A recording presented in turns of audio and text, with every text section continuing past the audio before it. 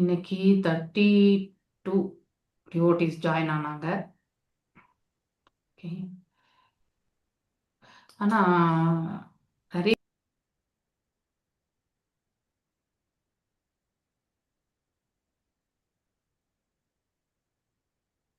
மாதாஜி மியூட்ல இருக்கீங்க.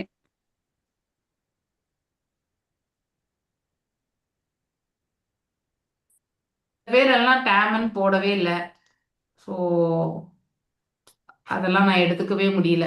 அப்புறமா அக்கவுண்ட் போட்ட பிறகு தான் எனக்கு பார்த்தேன். Mangala Mataji, even Manimekalai Mataji, I think few other devotees also are தேர்.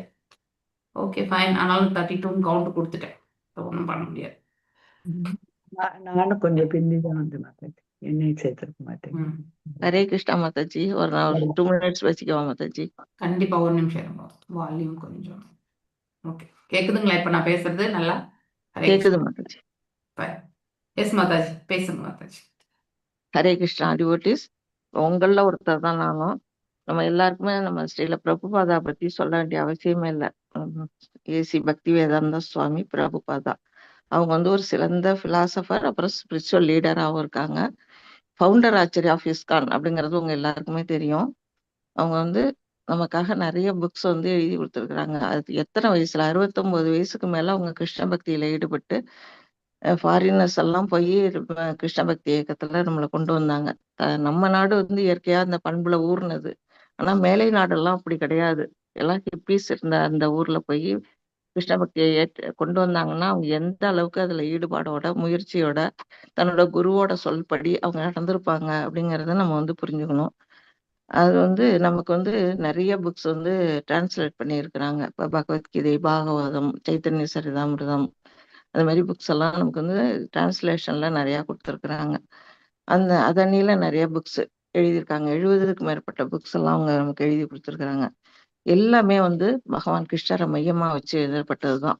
இப்ப பகவத்கீதை எடுத்துக்கிட்டோம்னா அது வந்து நம்ம வந்து அதோட பெருமை வந்து சொல்லவே ஆற்றல் இல்லை. ஏன்னா அது வந்து கங்கையில ஒரு தரம் குளிச்சா அன்னைக்கு பாவம் போகும். ஆனா பகவத்கீதை படிக்க படிக்க நம்மளுடைய பாவங்கள் போகும் அப்படிங்கிறாங்க.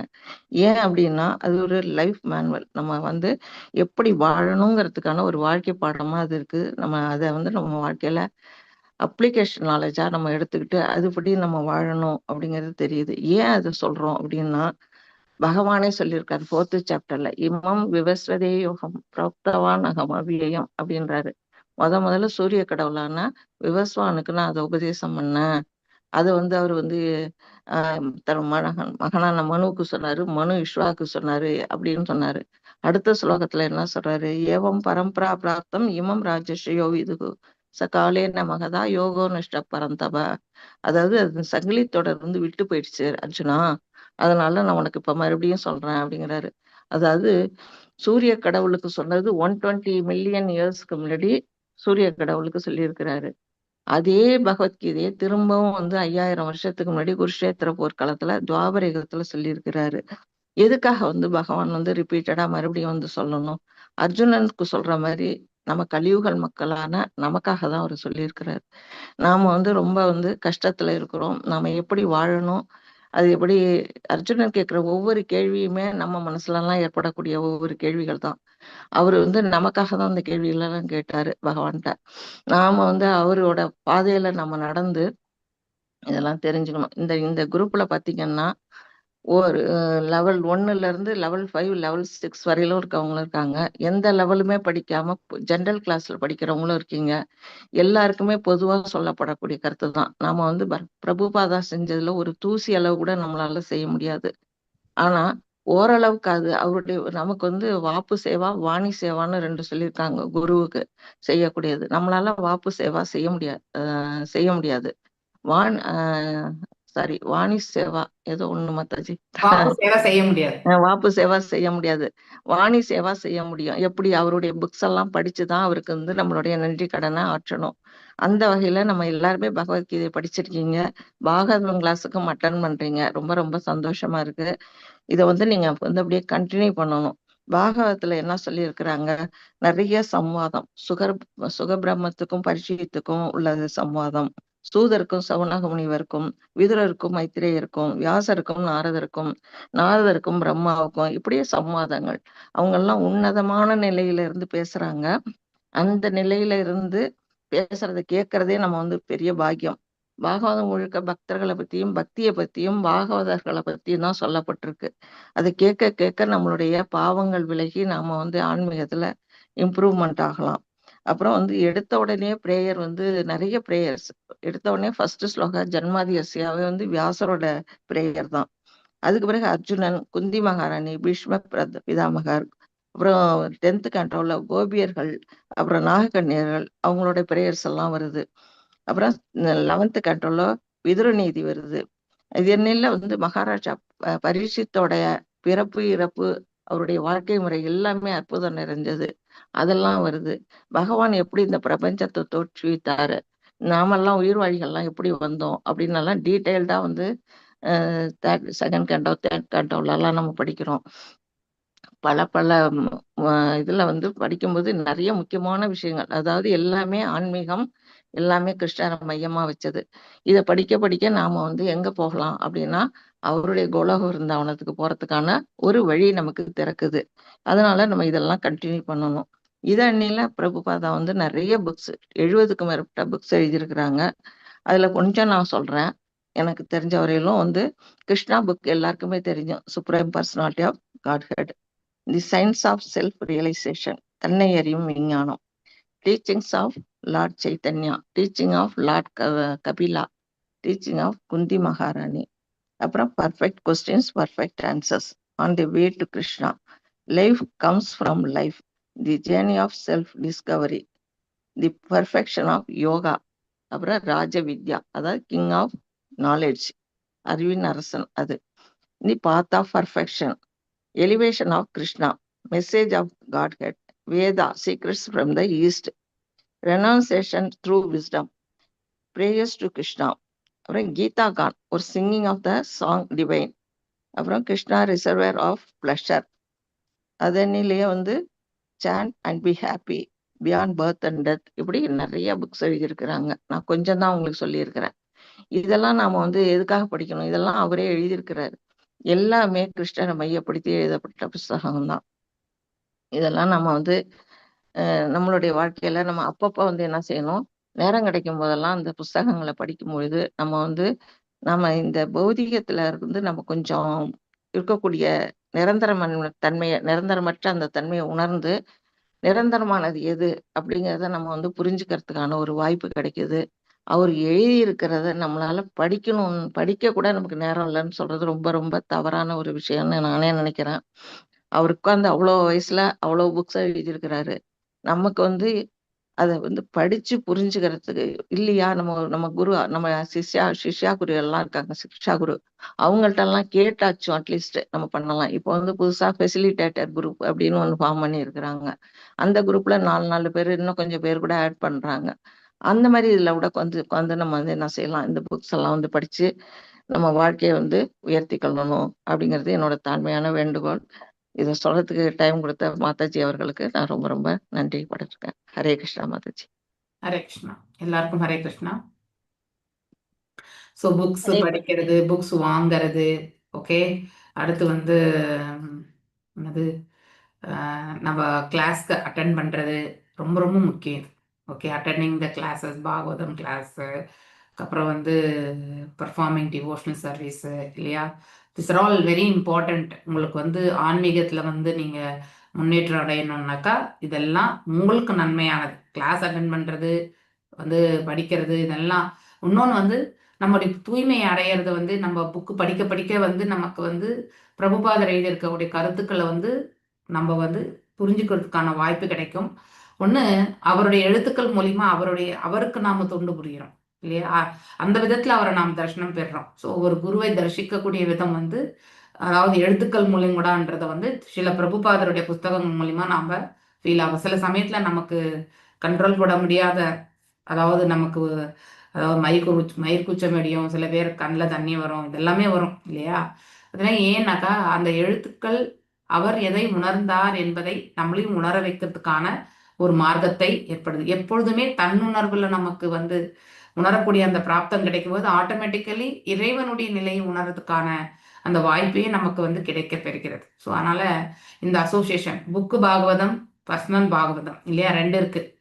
ஸோ புக்கு பாகவதம் படி நாம வந்து பர்சன் பாகவதத்தை அதாவது பர்சன் பாகவதம் வந்து புக்கு பாகவதத்தை தான் ஃபாலோ பண்ணுவாங்க. அதனால வந்து நான் அந்த பர்சன் பாகவதத்தை ஃபாலோ பண்ணணும்னா அவருடைய புக்கு பாகவதத்தை நான் கண்டிப்பாக ஃபாலோ பண்ணணும்.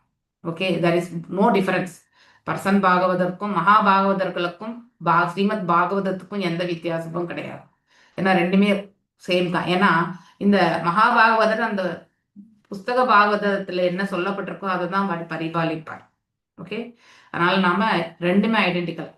ஸோ நம்ம பாகவத விதி தான் நம்ம வந்து மெயினாக பரிபாலிக்கிறது. ஏன்னா நம்ம 3 குணங்களுக்குள்ள செயல்படக்கூடிய வேத சாஸ்திரங்கள் மட்டுமே நம்ம சதுர்புருஷார்த்தங்களுக்கு மட்டுமே நம்ம ஃபோக்கஸ் பண்ணுறது கிடையாது. We are actually aiming for what, நம்ம வந்து எபோவ் த 3 மோட்ஸ், 3 குணங்களுக்கு அப்பாற்பட்ட நிலையில் இருக்கக்கூடிய அந்த தூய பக்தி தொண்டுக்காக நாம் வந்து செயல்படுறோம். ஸோ அப்படி இருக்கும் பட்சத்தில் நாம் அதற்கான ஒரு நிலையை வந்து தேடிக்கிறதுக்கு இந்த மார்க்கத்தை நாம் கண்டிப்பாக எடுத்துக்கணும். எவ்வளவோ காசு செலவு பண்ணுறோம் இல்லையா. அதாவது எதுமற்ற ஏழை கூட வந்து அவன் சம்பாதிக்கக்கூடிய பணத்தை வந்து அதாவது முழுவதுமே வந்து அவன் வந்து பௌதிக வாழ்க்கைக்காக வந்து செலவெடுக்கின்றான் இல்லையா. ஆனால் அதில் ஒரு 5% நாம் சேமித்து வச்சு ஆன்மீகத்துக்கு கூட நம்ம செலவு செய்தாக அது ஒன்று தான் நமக்கு இந்த உடலை விட்டு சென்ற பிறகு கூட நம்மளோட வரக்கூடிய ஒன்று. அதாவது புக்கு பாகவதம், நீங்க பகவத்கீதை பாகவத செட் நம்ம வீட்டுக்கு வாங்குறோம்னா பகவான் வந்து நம்ம கூட இருக்காருன்னு அர்த்தம். ஸோ தட் இஸ், ஏன்னா பகவான் வந்து பாகவதம் ரூபத்துல தான் நான் வருவேன் அப்படிங்கிறதுமே சொல்லியிருக்காரு. ஸோ அதனால அந்த செட் நம்ம வீட்டில் இருந்தாலே பகவான் நம்மளோட இருக்காருன்னு அர்த்தம். அது உங்களுக்கு அந்த புஸ்தகத்தை நீங்க வந்து பூஜை பண்ண, அதாவது பூஜை பண்ணி நீங்க படிக்கிறது இல்லையா, அதாவது இறைவனை பூஜிக்கிற மாதிரி அந்த புஸ்தகங்களுக்கும் பூஜிக்கிறது. ஸோ தட் மீன்ஸ் உங்களுடைய குவாலிட்டிஸ் அது எல்லாமே. ஓகே, அதுக்காக பூஜை மட்டும் போட்டுட்டு அப்படியே வச்சிடக்கூடாது, எடுத்து வச்சு படிக்கணும். ஓகே, படித்தாதான் டவுட் வரும், டவுட் வந்தால் தான் கொஷின் கேட்க முடியும். ஓகே, அப்போ தான் நமக்கு தெளிவு பிறக்கும். இல்லைன்னா நம்ம சும்மாவே ஏதோ ஒரு கதை சொல்கிற மாதிரி ஆகிடும் இல்லையா.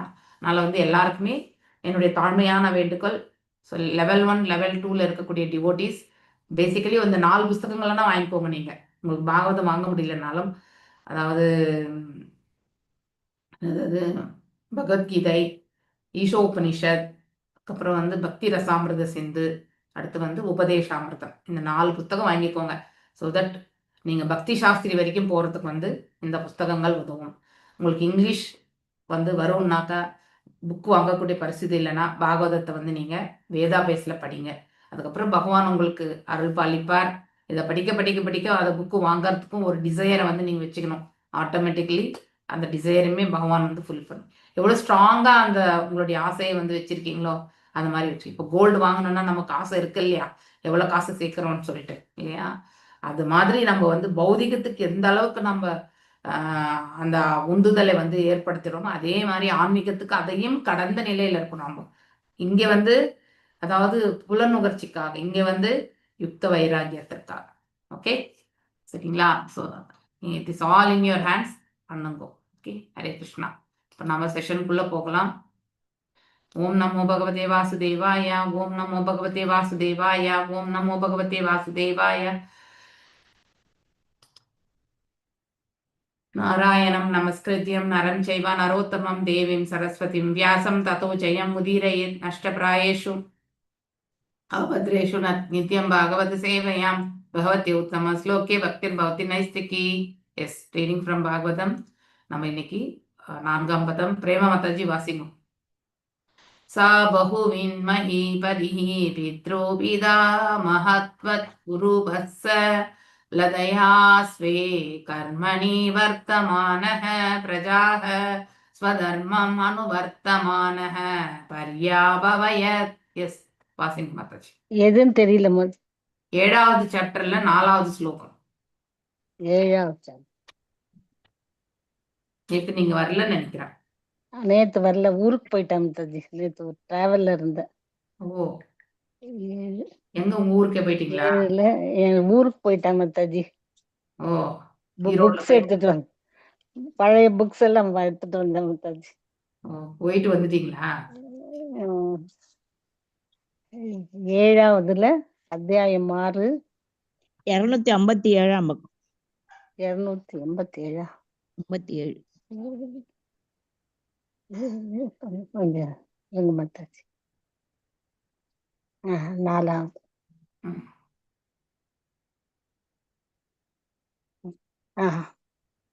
இதுதான் நம்ம தம் உபாசதா மாதாஜி. எஸ். சா பகுவின் தம் உபாசதம் இல்ல. பேஜ் நம்பர் 257 பாருங்க. யாரா படிக்கட்டும் மாதாஜி, நான் அதுக்குள்ள எடுத்துக்கிறேன். ஓகே, இருங்க. நேத்து யார் படிச்சீங்களோ அவங்க வேண்டாம், வேற யாராவது படிங்கோ. ஹரே கிருஷ்ணா. வேற யாராவது புதுசா படிக்கிற மாதிரி இருந்தா படிங்க. ஹரே கிருஷ்ணா. மாதாஜி நான் படிக்குவா மாதாஜி. நான் படிக்கிறேன் மாதாஜி. ஓகே. நான் படிக்கல மாதாஜி நேத்து. ஐ திங்க் மீனாட்சி மாதாஜி படிக்கணும்னு நினைச்சிருக்காங்க போல இருக்கு. மீனாட்சி மாதாஜி படிக்கும். அடுத்து மாதாஜி ஸ்கிரீன் வரலையே. இப்ப நான் ஸ்டார்ட் பண்றேன். வாசிங்க மாதாஜி. நிறுத்திட்டேன். ச பகூவின் மகீபதி பித்ருபிதா மகவத்வுரு வக்ஸலதயா ஸ்வே கர்மணி வர்த்தமானா பிரஜா ஸ்வதர்மம் அனுவர்த்தமான பர்யபாவயத். ஹரே கிருஷ்ணா. இது படிக்கணுமா? எல்லாமே படிங்க. ச மன்னர் மகாராஜா பரதன் பகுவித் மிக்க ஞானம் உடையவர், மகிபதி இப்பூலோகத்தின் மன்னர், பித்ரு தந்தை, பிதாமக தாத்தா, வத் போன்று, உரு வக்ஸலதயா மக்கள் மீது மிகுந்த அன்பு கொண்டவர், ஸ்வே ஸ்வே அவர்களுக்கு உரிய, கர்மணி கடமைகள், வர்த்தமானா இருந்து, பிரஜா குடிமக்கள், ஸ்வதர்மம் அனுவர்த்தமான் தனக்குரிய கர்மத்திலிருந்து, பர்யபாலயத் ஆட்சி செய்தார். மொழிபெயர்ப்பு. பரத மன்னர்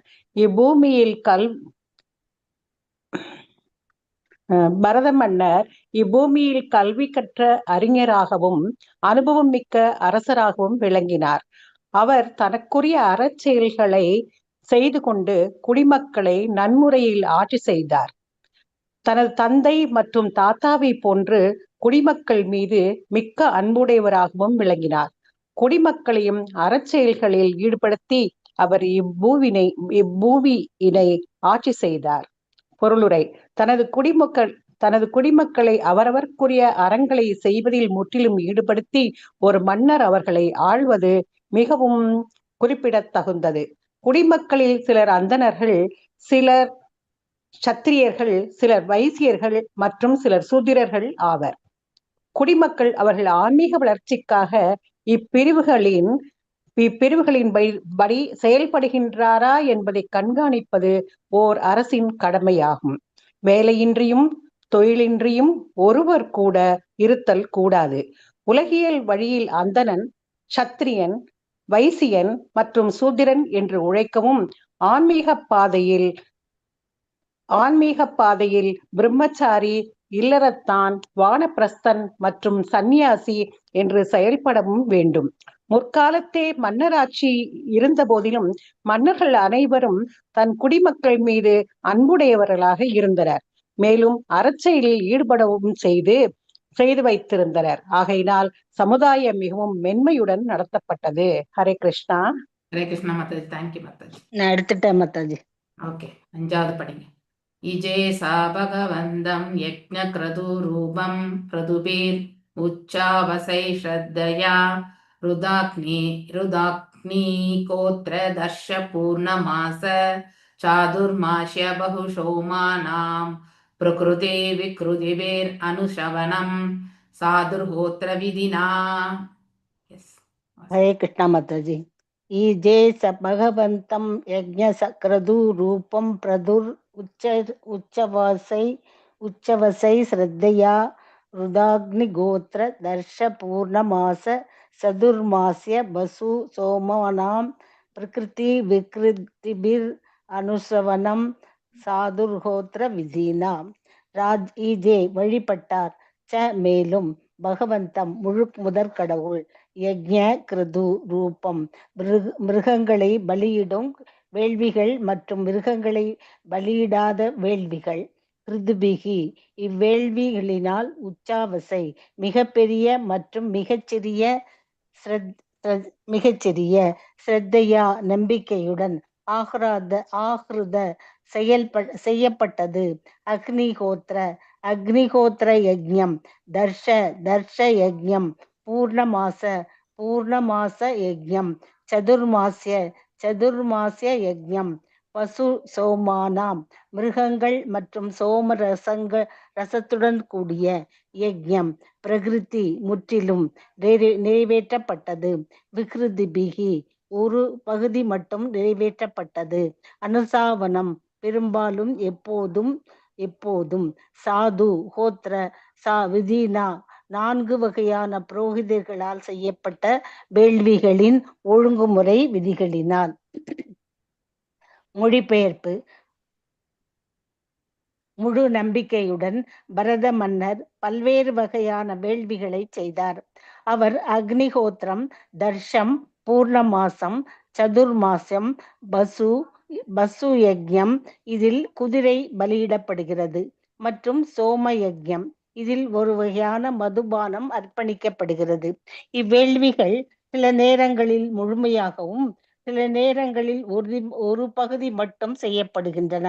எனினும் அனைத்து வேள்விகளிலும் சாதுர் கோத்திரம் மிக கடுமையாக பின்பற்றப்படுகிறது. இவ்வாறு பரத மகாராஜா முழுமுதற் கடவுளை வழிபட்டு வந்தார். பொருளுரை. வேள்விகள் சரியான முறையில் நடத்தப்படுகின்றனவா என்பதை சோதிக்க பசுக்கள், பன்றிகள் போன்றவை வேள்விகளில் பலியிடப்படுகின்றன. இல்லையேல் மிருகங்களை பலியிடுவதற்கு வேறு எந்த நோக்கமும் கிடையாது. உண்மையில் மிருகங்களுக்கும் புத்துயிர் அளிப்பதற்காகவே அவை வேள்வி தீயில் பலியிடப்படுகின்றன. பொதுவாக வயது முதிர்ந்த மிருகங்களே வேள்விகளில் பலியிடப்படுகின்றன. ஏனெனில் அவை மீண்டும் இளமையான உடல்களை பெறுகின்றன. ஆயினும் சில சடங்குகளில் மிருகங்கள் பலியிடுவதற்கான தேவை இருப்பதில்லை. இக்காலத்தில் மிருகங்கள் பலியிடப்படுவது தடை செய்யப்பட்டிருக்கிறது. ஸ்ரீ சைத்தன்ய மகாபிரபு கூறுகிறார், அஸ்வமேதம் கவாலம்பம் சந்நியாசம் பைத்ருகம் தேவரேன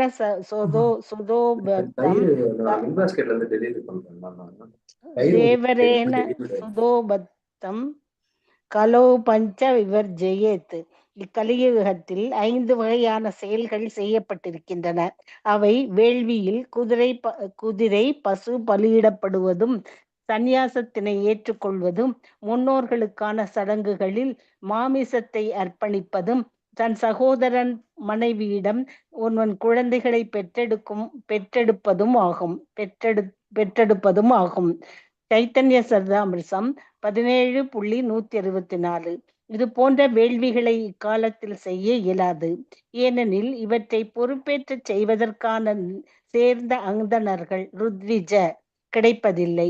தேவையில்லாத போது சங்கீர்த்தன யஜ்ஞம் பரிந்துரைக்கப்பட்டிருக்கிறது. யஜ்ஞை சங்கீர்த்தன பிராவை யஜந்திஹி சுமேதச. பாகம் 11.5.32. வேள்விகள் அனைத்தும் சாதாரணமாக முழுமுதற் கடவுளை திருப்திப்படுத்துவதற்காகவே செய்யப்படுகின்றன. யஜ்ஞ கர்ம இச்செயல்கள் இறைவனின் மகிழ்ச்சிக்காகவே மேற்கொள்ளப்பட வேண்டும்.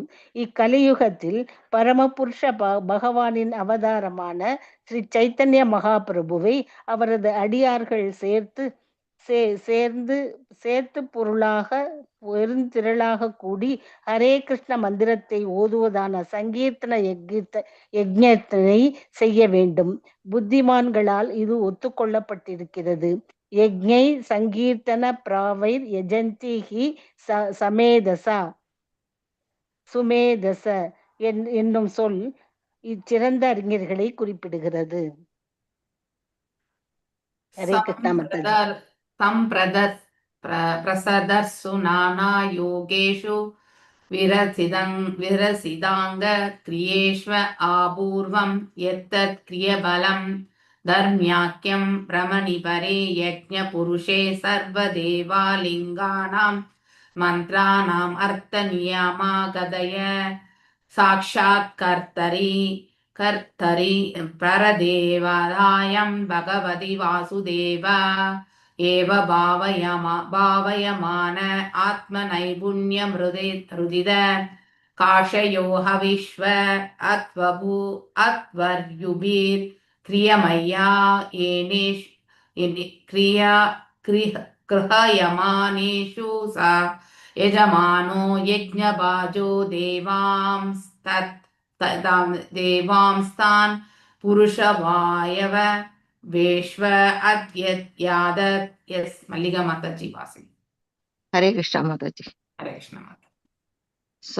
संप्रसरत्सु नाना योगेषु व्रसिताङ्गक्रियेष्व अपूर्वं यत्तत् क्रियाफलं धर्माख्यं प्रमणिपरे यज्ञपुरुषे सर्ववेदालिङ्गानां मन्त्राणाम् न्यायकथया साक्षात् कर्तरि देवतायां भगवती वासुदेव एव भावयमान आत्मनैपुण्यं मृतित कषायो हविश्व अत्वर्युभिर्हृह्यमानेषु स यजमानो यज्ञपाजो देवांस्तान् पुरुषा वयवेश्य अद्यत्यायत् சம்பிரசரத்சு செய்வதற்கு தொடங்கும் போது நானா யோகேஷு பல்வேறு வகையான வேள்விகள் பிரசித அங்க கிரியேஷு அதில் துணைச்சடங்குகள் செய்யப்படுகின்றன எதுவாயினும் தத் அது கிரியாபலம் அவ்வேள்வியின் பலன் தர்ம ஆக்கியம் தர்மத்தின் பெயரால் பரே உன்னதத்திற்கு பிராமணி பரமபுருஷ பகவான் யஞ புருஷே அனைத்து வேள்விகளையும் அனுபவிப்பவர் சர்வ தேவதாலிங்கானாம் அது எல்லா தேவர்களையும் வெளிப்படுத்தும் மந்திரானாம் வேத மந்திரங்கள் அர்த்த ஞாம கதையா பொருட்களை கட்டுப்படுத்துபவர்களாயிருக்கும் காரணத்தினால் சாக்ஷாத் கர்த்தரி நேரடியாக செய்பவர் பரதேவதையாம் தேவர்கள் அனைவருக்கும் மூலமானவர் பகவதி முழுமுதற் கடவுள் வாசுதேவே கிருஷ்ணருக்கு ஏவ உறுதியாக பாவயமான எப்போதும் சிந்தித்து ஆத்ம நைபுண்ணிய மிருதித கஷாய இவ்வாறு சிந்திக்கும் திறமையினால் அனைத்து காம குரோதங்களில் இருந்து விடுதலை பெறுதல் ஹவிசு வேள்வியில் அர்ப்பணிக்கப்படும் அவிர்வாகம் அத்வர்யுவி அதர்வண வேதத்தில் தேர்ச்சியுடைய புரோகிதர்கள் கிரகியமானேஷு எடுக்கும் பொழுது ச மகாராஜா பரதன் யஜமான வேள்வி பெறுவோர் யஜ்ஞபாஜ வேள்விகளின் பலனை பெறுவோர் தேவர்கள் அனைவரும் தர்ம அவர்களின் புருஷ அவயவேஷு முழுமுதற் கடவுளான கோவிந்தனின் உடலின் பல்வேறு அங்கங்கள் மற்றும் பாகங்கள் அத்யத்யாயத் அவர் எண்ணினார். மொழிபெயர்ப்பு. பல்வேறு வேள்விகளுக்கான சடங்குகள் அனைத்தையும் செய்து பரத மன்னர் அறத்தின் பெயரால் அவற்றின் பலன்களை முழுமுதற் கடவுளுக்கு படைத்தார் அல்லது வாசுதேவ கிருஷ்ணருக்கே அர்ப்பணித்தார் என்றும் கூறலாம். தேவர்கள் வாசுதேவரின் உடலின் பல்வேறு பாகங்கள் ஆகையினால் வேத மந்திரங்களில் குறிப்பிடப்பட்டிருக்கும் அவர்களை வாசுதேவரே கட்டுப்படுத்துகிறார். இவ்வாறு எண்ணியதால் பரத மகாராஜா பற்று, காம, குரோதம் போன்ற மாசுக்களில் இருந்தும் விடுதலை பெற்றார். புரோகிதர்கள் வேள்வித்தியில் அவிர்வாகங்களை அர்ப்பணிக்கும் பொழுது பரத மகாராஜா பல்வேறு தேவர்களுக்கும் அர்ப்பணிக்கப்படும் அந்த அவிர்வாகங்கள் உண்மையில் பகவானின் உடலின் பல்வேறு பாகங்களுக்கு எவ்வாறு அர்ப்பணிக்கப்படுகிறது என்று தேர்ந்த ஞானத்துடன் புரிந்து கொண்டார். சான்றாக இந்திரன் முழுமுதற் கடவுளின் கரமாக இருக்கின்றான், சூரியன் அவரது விழிகளாக இருக்கின்றான். இவ்வாறு பரத மகாராஜா பல்வேறு தேவர்களுக்கும் வேள்வியில் அளிக்கப்படும் அவிர்வாகம் உண்மையில் பகவான் வாசுதேவரின் பல்வேறு அங்கங்களுக்கே அளிக்கப்படுகிறது என்று கருதினார். பொருளுரை பை ஸ்ரீல பிரபாதா ஸ்ரீல பிரபாதா கி ஜெய். முழுமுதற் கடவுள் சிரவணம் கீர்த்தனம் என்பதற்கான தூய பக்தி தொண்டில் ஒருவனை வளர்ச்சி அடையாதவரை அவன் தனக்கென்று உரிய அறத்தினை செய்ய வேண்டும் என்று கூறுகிறார். பரத மன்னர் சிறந்த பக்தராவார்.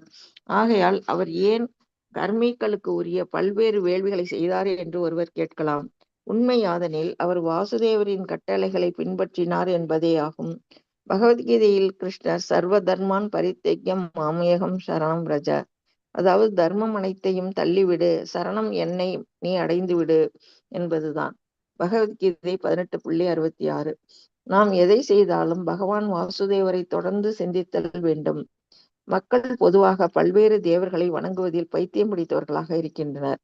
ஆனால் பரத மன்னரோ பகவான் வாசுதேவரை மகிழ்ச்சிப்படுத்த வேண்டும் என்று மட்டுமே விரும்பினார். பகவத்கீதை போக்தாராம் யஞ தபசாம் சர்வலோக மகேஸ்வரம் 5.29 என்று கூறுகிறது. ஒரு குறிப்பிட்ட தேவரை திருப்திப்படுத்துவதற்காக ஒரு வேள்வியினை செய்யலாம் என்ற போதிலும் யாகங்களை செய்வதின் நோக்கம் பரமபுருஷ பகவானை திருப்திப்படுத்துவதற்கே ஆகும். ஒருவர் அதனை பல்வேறு தேவர்களின் பெயரிலோ அல்லது நேரடியாகவோ அவிர்வாகத்தினை அளிக்கும் போது தேவர்கள் அனைவரும் திருப்தி அடைகின்றனர். நாம் மரத்தின் வேருக்கு நீர் வார்க்கும் பொழுது அத்தேவர்கள் பரமபுருஷ பகவானின் இறைவனது உடலின் பாகங்களே என்பதை ஒருவன் நினைவில் வைத்துக் கொள்ள வேண்டும். நாம் ஒரு மனிதனின் கரத்தை வணங்கும் பொழுது, நாம் அம்மனிதனின் கால்களை பிடித்து விடும் பொழுது நாம் உண்மையில் அம்மனிதனின் கால்களுக்கு சேவை செய்வதில்லை, மாறாக கால்களுடைய மனிதனுக்கே சேவை செய்கிறோம். தேவர்கள் அனைவரும் பகவானின் பல்வேறு பாகங்கள் ஆவர். நாம் அவர்களுக்கு தொண்டு செய்யும் பொழுது உண்மையில் அத்தொண்டு பகவானுக்கே செய்யப்படுகிறது. தேவர்கள் வழிபாடு பற்றி பிரம்ம சம்ஹிதையில் முழுமுதற் கடவுளான கோவிந்தனை வணங்குவதற்கே வழி செய்கின்றன. உதாரணமாக துர்காதேவியின் வழிபாடு பற்றி பிரம்ம சம்ஹிதையில் பின்வருமாறு குறிப்பிடப்பட்டிருக்கிறது. 5.44. சிருஷ்டி ஸ்திதி பிரளய சாதன சக்தி ரேகா சாயே வயசிய புவனானி விபர்த்தி துர்கா உச்சானு ரூபம் அபியஸ்ய சசேஷ்டதே சா கோவிந்தமாதி புருஷம் தமகம் பஜாமி. ஸ்ரீ கிருஷ்ணரின் கட்டளைகளை பின்பற்றிய துர்காதேவி படைத்தல், காத்தல் மற்றும் அழித்தல் ஆகியவற்றை செய்கிறாள்.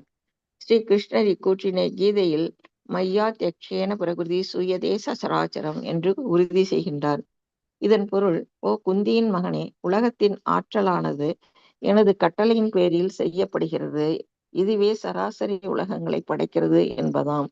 தேவர்களை இந்த எண்ணத்துடன் தான் நாம் வழிபட வேண்டும். துர்காதேவி கிருஷ்ணரை திருப்திப்படுத்துகின்ற காரணத்தினால் நாம் நமது மரியாதைகளை துர்காதேவிக்கு செலுத்துதல் வேண்டும். சிவபெருமான் வேறு யாரும் இல்லை, அவர் கிருஷ்ணரின் செயல் உடலாவார். ஆகவே நாம் அவருக்கு நமது மரியாதையை செலுத்த வேண்டும். இதுபோல் நாம் பிரம்மனுக்கும் அக்னிக்கும் சூரியனுக்கும் நமது வணக்கத்தை தெரிவிக்க வேண்டும். மேலும் இவ்வந்தனங்கள் அனைத்தும் முழுமுதற் கடவுளை திருப்திப்படுத்துவதற்கானவையே என்பதை மறக்கக்கூடாது. பரத மகாராஜா தேவர்களிடமிருந்து எந்த விதமான வரங்களையும் பெற வேண்டும் என்று விரும்பியதில்லை. அவரது நோக்கம் பரமபுருஷ பகவானை திருப்தி செய்வதாக மட்டுமே இருந்தது. மகாபாரதத்தில் இருந்த விஷ்ணு சகஸ்ரநாமத்தில் யஞபுக் யஞகிருத் யஞ என்று கூறப்படுகின்றது. வேள்வியை செய்பவர், வேள்வியை அனுபவிப்பவர், வேள்வியாக இருப்பவர் பரமபுருஷ பகவானே ஆவார். பரமபுருஷ பகவானே எல்லாவற்றையும் செய்பவராக இருக்கின்றார். ஆயினும் உயிர் தனது அறியாமையினால் தானே செய்வதாக நினைக்கின்றான். நாம் தான் செய்கிறோம் என்று எண்ணும் வரை நாம் கர்மபந்தத்திற்கே ஆளாகின்றோம். யஞாத்தாத் கர்மணோன் எத்திரை லோகோயம் கர்ம பந்தனக. ஒரு செயல் விஷ்ணுவிற்கான வேள்வியாகவே செய்யப்படுதல் வேண்டும். இல்லையேல் அச்செயல் ஒருவனை பரு உலகில் பிணைத்துவிடும். பகவத்கீதை 3.9. பரத மகாராஜன் உபதேசத்தினை பின்பற்றி நாம் நமது திருப்திக்காக மட்டுமே செயல்பட வேண்டும். கீதை 17.22 பின்வருமாறு கூறுகிறது. அஷ்டத்தையாகுதம் தத்தம் தபஸ்தப்தம் கிருதம் சயத் அசத் இது உச்சியதே பார்த்த நசதத் பிரேத்திய நோயிக. முழுமுதற் கடவுள் மீது நம்பிக்கை இல்லாது செய்யப்படும் வேள்விகள், தானங்கள், தவங்கள் நிலையற்றவையாகும். எந்தவிதமான சடங்குகள் செய்யப்பட்ட போதிலும் அவை நிலையற்றவையே ஆகும். இப்பிறப்பிற்கு மட்டுமன்று மறுபிறப்பிற்கும் அவை பயனற்றவையே ஆகும். அம்பரீஷ் தானே மாதாஜி அம்பரீஷ் போன்ற மன்னர்களும் ஏராளமான ராஜரிஷிகளும் பகவானின் பக்தர்கள் ஆவர். இவர்கள் பரமபுருஷ பகவானுக்கு தொண்டு செய்வதின் மூலமே தங்கள் காலத்தை கழித்தவர்கள். ஒரு தூய பக்தன் மற்றொருவரின் மூலம் ஒரு செயலை செய்யும் பொழுது அச்செயல் பரமபுருஷ பகவானின் திருப்திக்காக இருக்கும் பட்சத்தில் அவன் எதிர்ப்புக்கு ஒரு புரோகிதரை ஏற்பாடு செய்யலாம். அப்புரோகிதரோ ஒரு தூய வைணவராக இல்லாதிருக்கும் பட்சத்தில் அப்பக்தன் எதிர்ப்புக்கு ஆளாவதில்லை. காரணம், அப்பக்தனின் விருப்பம் பரமபுருஷ பகவானை திருப்திப்படுத்துவதற்காக இருந்தது என்பதினால் ஆபூர்வ என்னும் வார்த்தையும் மிகவும் முக்கியத்துவம் வாய்ந்ததே. கர்மவினையின் பலன்கள் ஆபூர்வ என்றழைக்கப்படுகின்றன. நாம் பாவமோ அல்லது புண்ணியமோ செய்யும் பொழுது அதன் விளைவுகள் உடனே தெரிவதில்லை. ஆகையினால் அதன் பலனுக்காக நாம் காத்திருக்கிறோம். இப்பலன்களே அபூர்வ என்று அழைக்கப்படுகிறது. தூய பக்தர்கள் முழுமுதற் கடவுளின் மகிழ்ச்சிக்காக செயல்படுகின்றனர். ஆகையினால் அவர்களின் செயல்கள் ஆன்மீகம் மற்றும் நிரந்தரமானவையாக இருக்கின்றன. நிரந்தரமற்ற செயல்களை செய்யும் கர்மிகளை போன்றவர்கள் அல்லர் அவர்கள். இது கீதையிலும் 4.23 உறுதி செய்யப்பட்டிருக்கிறது. கத சங்கஸ்ய முக்தஸ்ய ஞானாவஸ்தித சேதசக ஞாய சரத கட சமக்ரம் பிரவிலியதே. ஜட இயற்கை குணங்கள் மீது பற்றில்லாது ஜகத்தினில் உன்னத ஞானம் கொண்டோனின் செயல்கள் தடங்களின்றி உன்னதத்தில் தாம் கலக்கும். ஒரு பக்தன் எப்போதும் உலகியல் மாசிலிருந்து விடுதலை பெற்றவனாகவே இருக்கிறான். அவன் முற்றிலும் ஞான நிலையில் வீற்றிருக்கிறான். ஆகையினால் அவனது கேள்விகள் அனைத்தும் முழுமுதற் கடவுளை திருப்திப்படுத்துவதற்கான எண்ணத்தில் அமைந்தவையாகும். Hare Krishna mataji. Thank you so much thank you mataji. Mataji. நாளைக்கு படிங்க. வினித கேசரி மாதாஜி, சித்திரலேகா மாதாஜி, நீங்க 4 பேருமே நாளைக்கு படிங்க. சரிங்களா? பெரிய ஸ்லோகம். ஓகே மாதாஜி. தேங்க்ஸ். ஓகே மாதாஜி. ஓம் அஜ்ஞானதிமிராந்தஸ்ய ஞானாஞ்சனய ஷலாகய. மாதாஜி நான் கூட கை உயர்த்திருக்கேன். ஓகே, இங்க எனக்கு கண்ணு தெரியல மாதாஜி. Okay, don't feel bad. இங்க என்ன டிஸ்பிளே ஆகுதுன்னா கை உயர்த்தி இருக்கிறது மட்டும்தான் தெரியும். நீங்க கை சொன்னாதான் நீங்க கை உயர்த்தி இருக்கிறது தெரியும். Okay, fine. மாதாஜி நானும் உயர்த்திருக்கேன் மாதாஜி. உங்களுக்கு எல்லாம் சொன்னேன், உங்களுக்கு இருக்கு. Fine thank you thank you. Fine fine. நாளைக்கு வராது, எனக்கு நாளைக்கு தான் வருமா? இன்னைக்கு கிடையாது மாதாஜி. இந்த ஏன்னா இது பெரிய இல்ல ஸ்லோகம். இன்னைக்கு வராது, இன்னைக்கு வராது. இன்னைக்கு மணி முடிஞ்சிச்சு. நாளைக்கு இல்லது நாளைக்கு வரும். ஓகே மாதாஜி. Okay, thank you thank you. Thank you thank you. ஓம் அஜ்ஞானதிமிராந்தஸ்ய ஞானாஞ்சனய ஷலாகய சக்ஷுருன்மிலிதம் யேன தஸ்மை ஸ்ரீ குரவே நமः. ஸ்ரீ சைதன்ய மனோபீஷ்டம் ஸ்தாபிதம் யேன பூதலே ஸ்வயம் ரூபா கதா மह्यं ததாதி ஸ்வபதாண்டிகம். ஹே கிருஷ்ணா கருணா சிந்து தீனபந்து ஜெகத்பதே கோபேஷா கோபிகா காந்தா ராதகாந்தா நமஸ்துதே. तप्त कांचन गौरांगे राधे वृंदावनेश्वरी ऋषभानुसुते देवे प्रणमामि हरिप्रिये.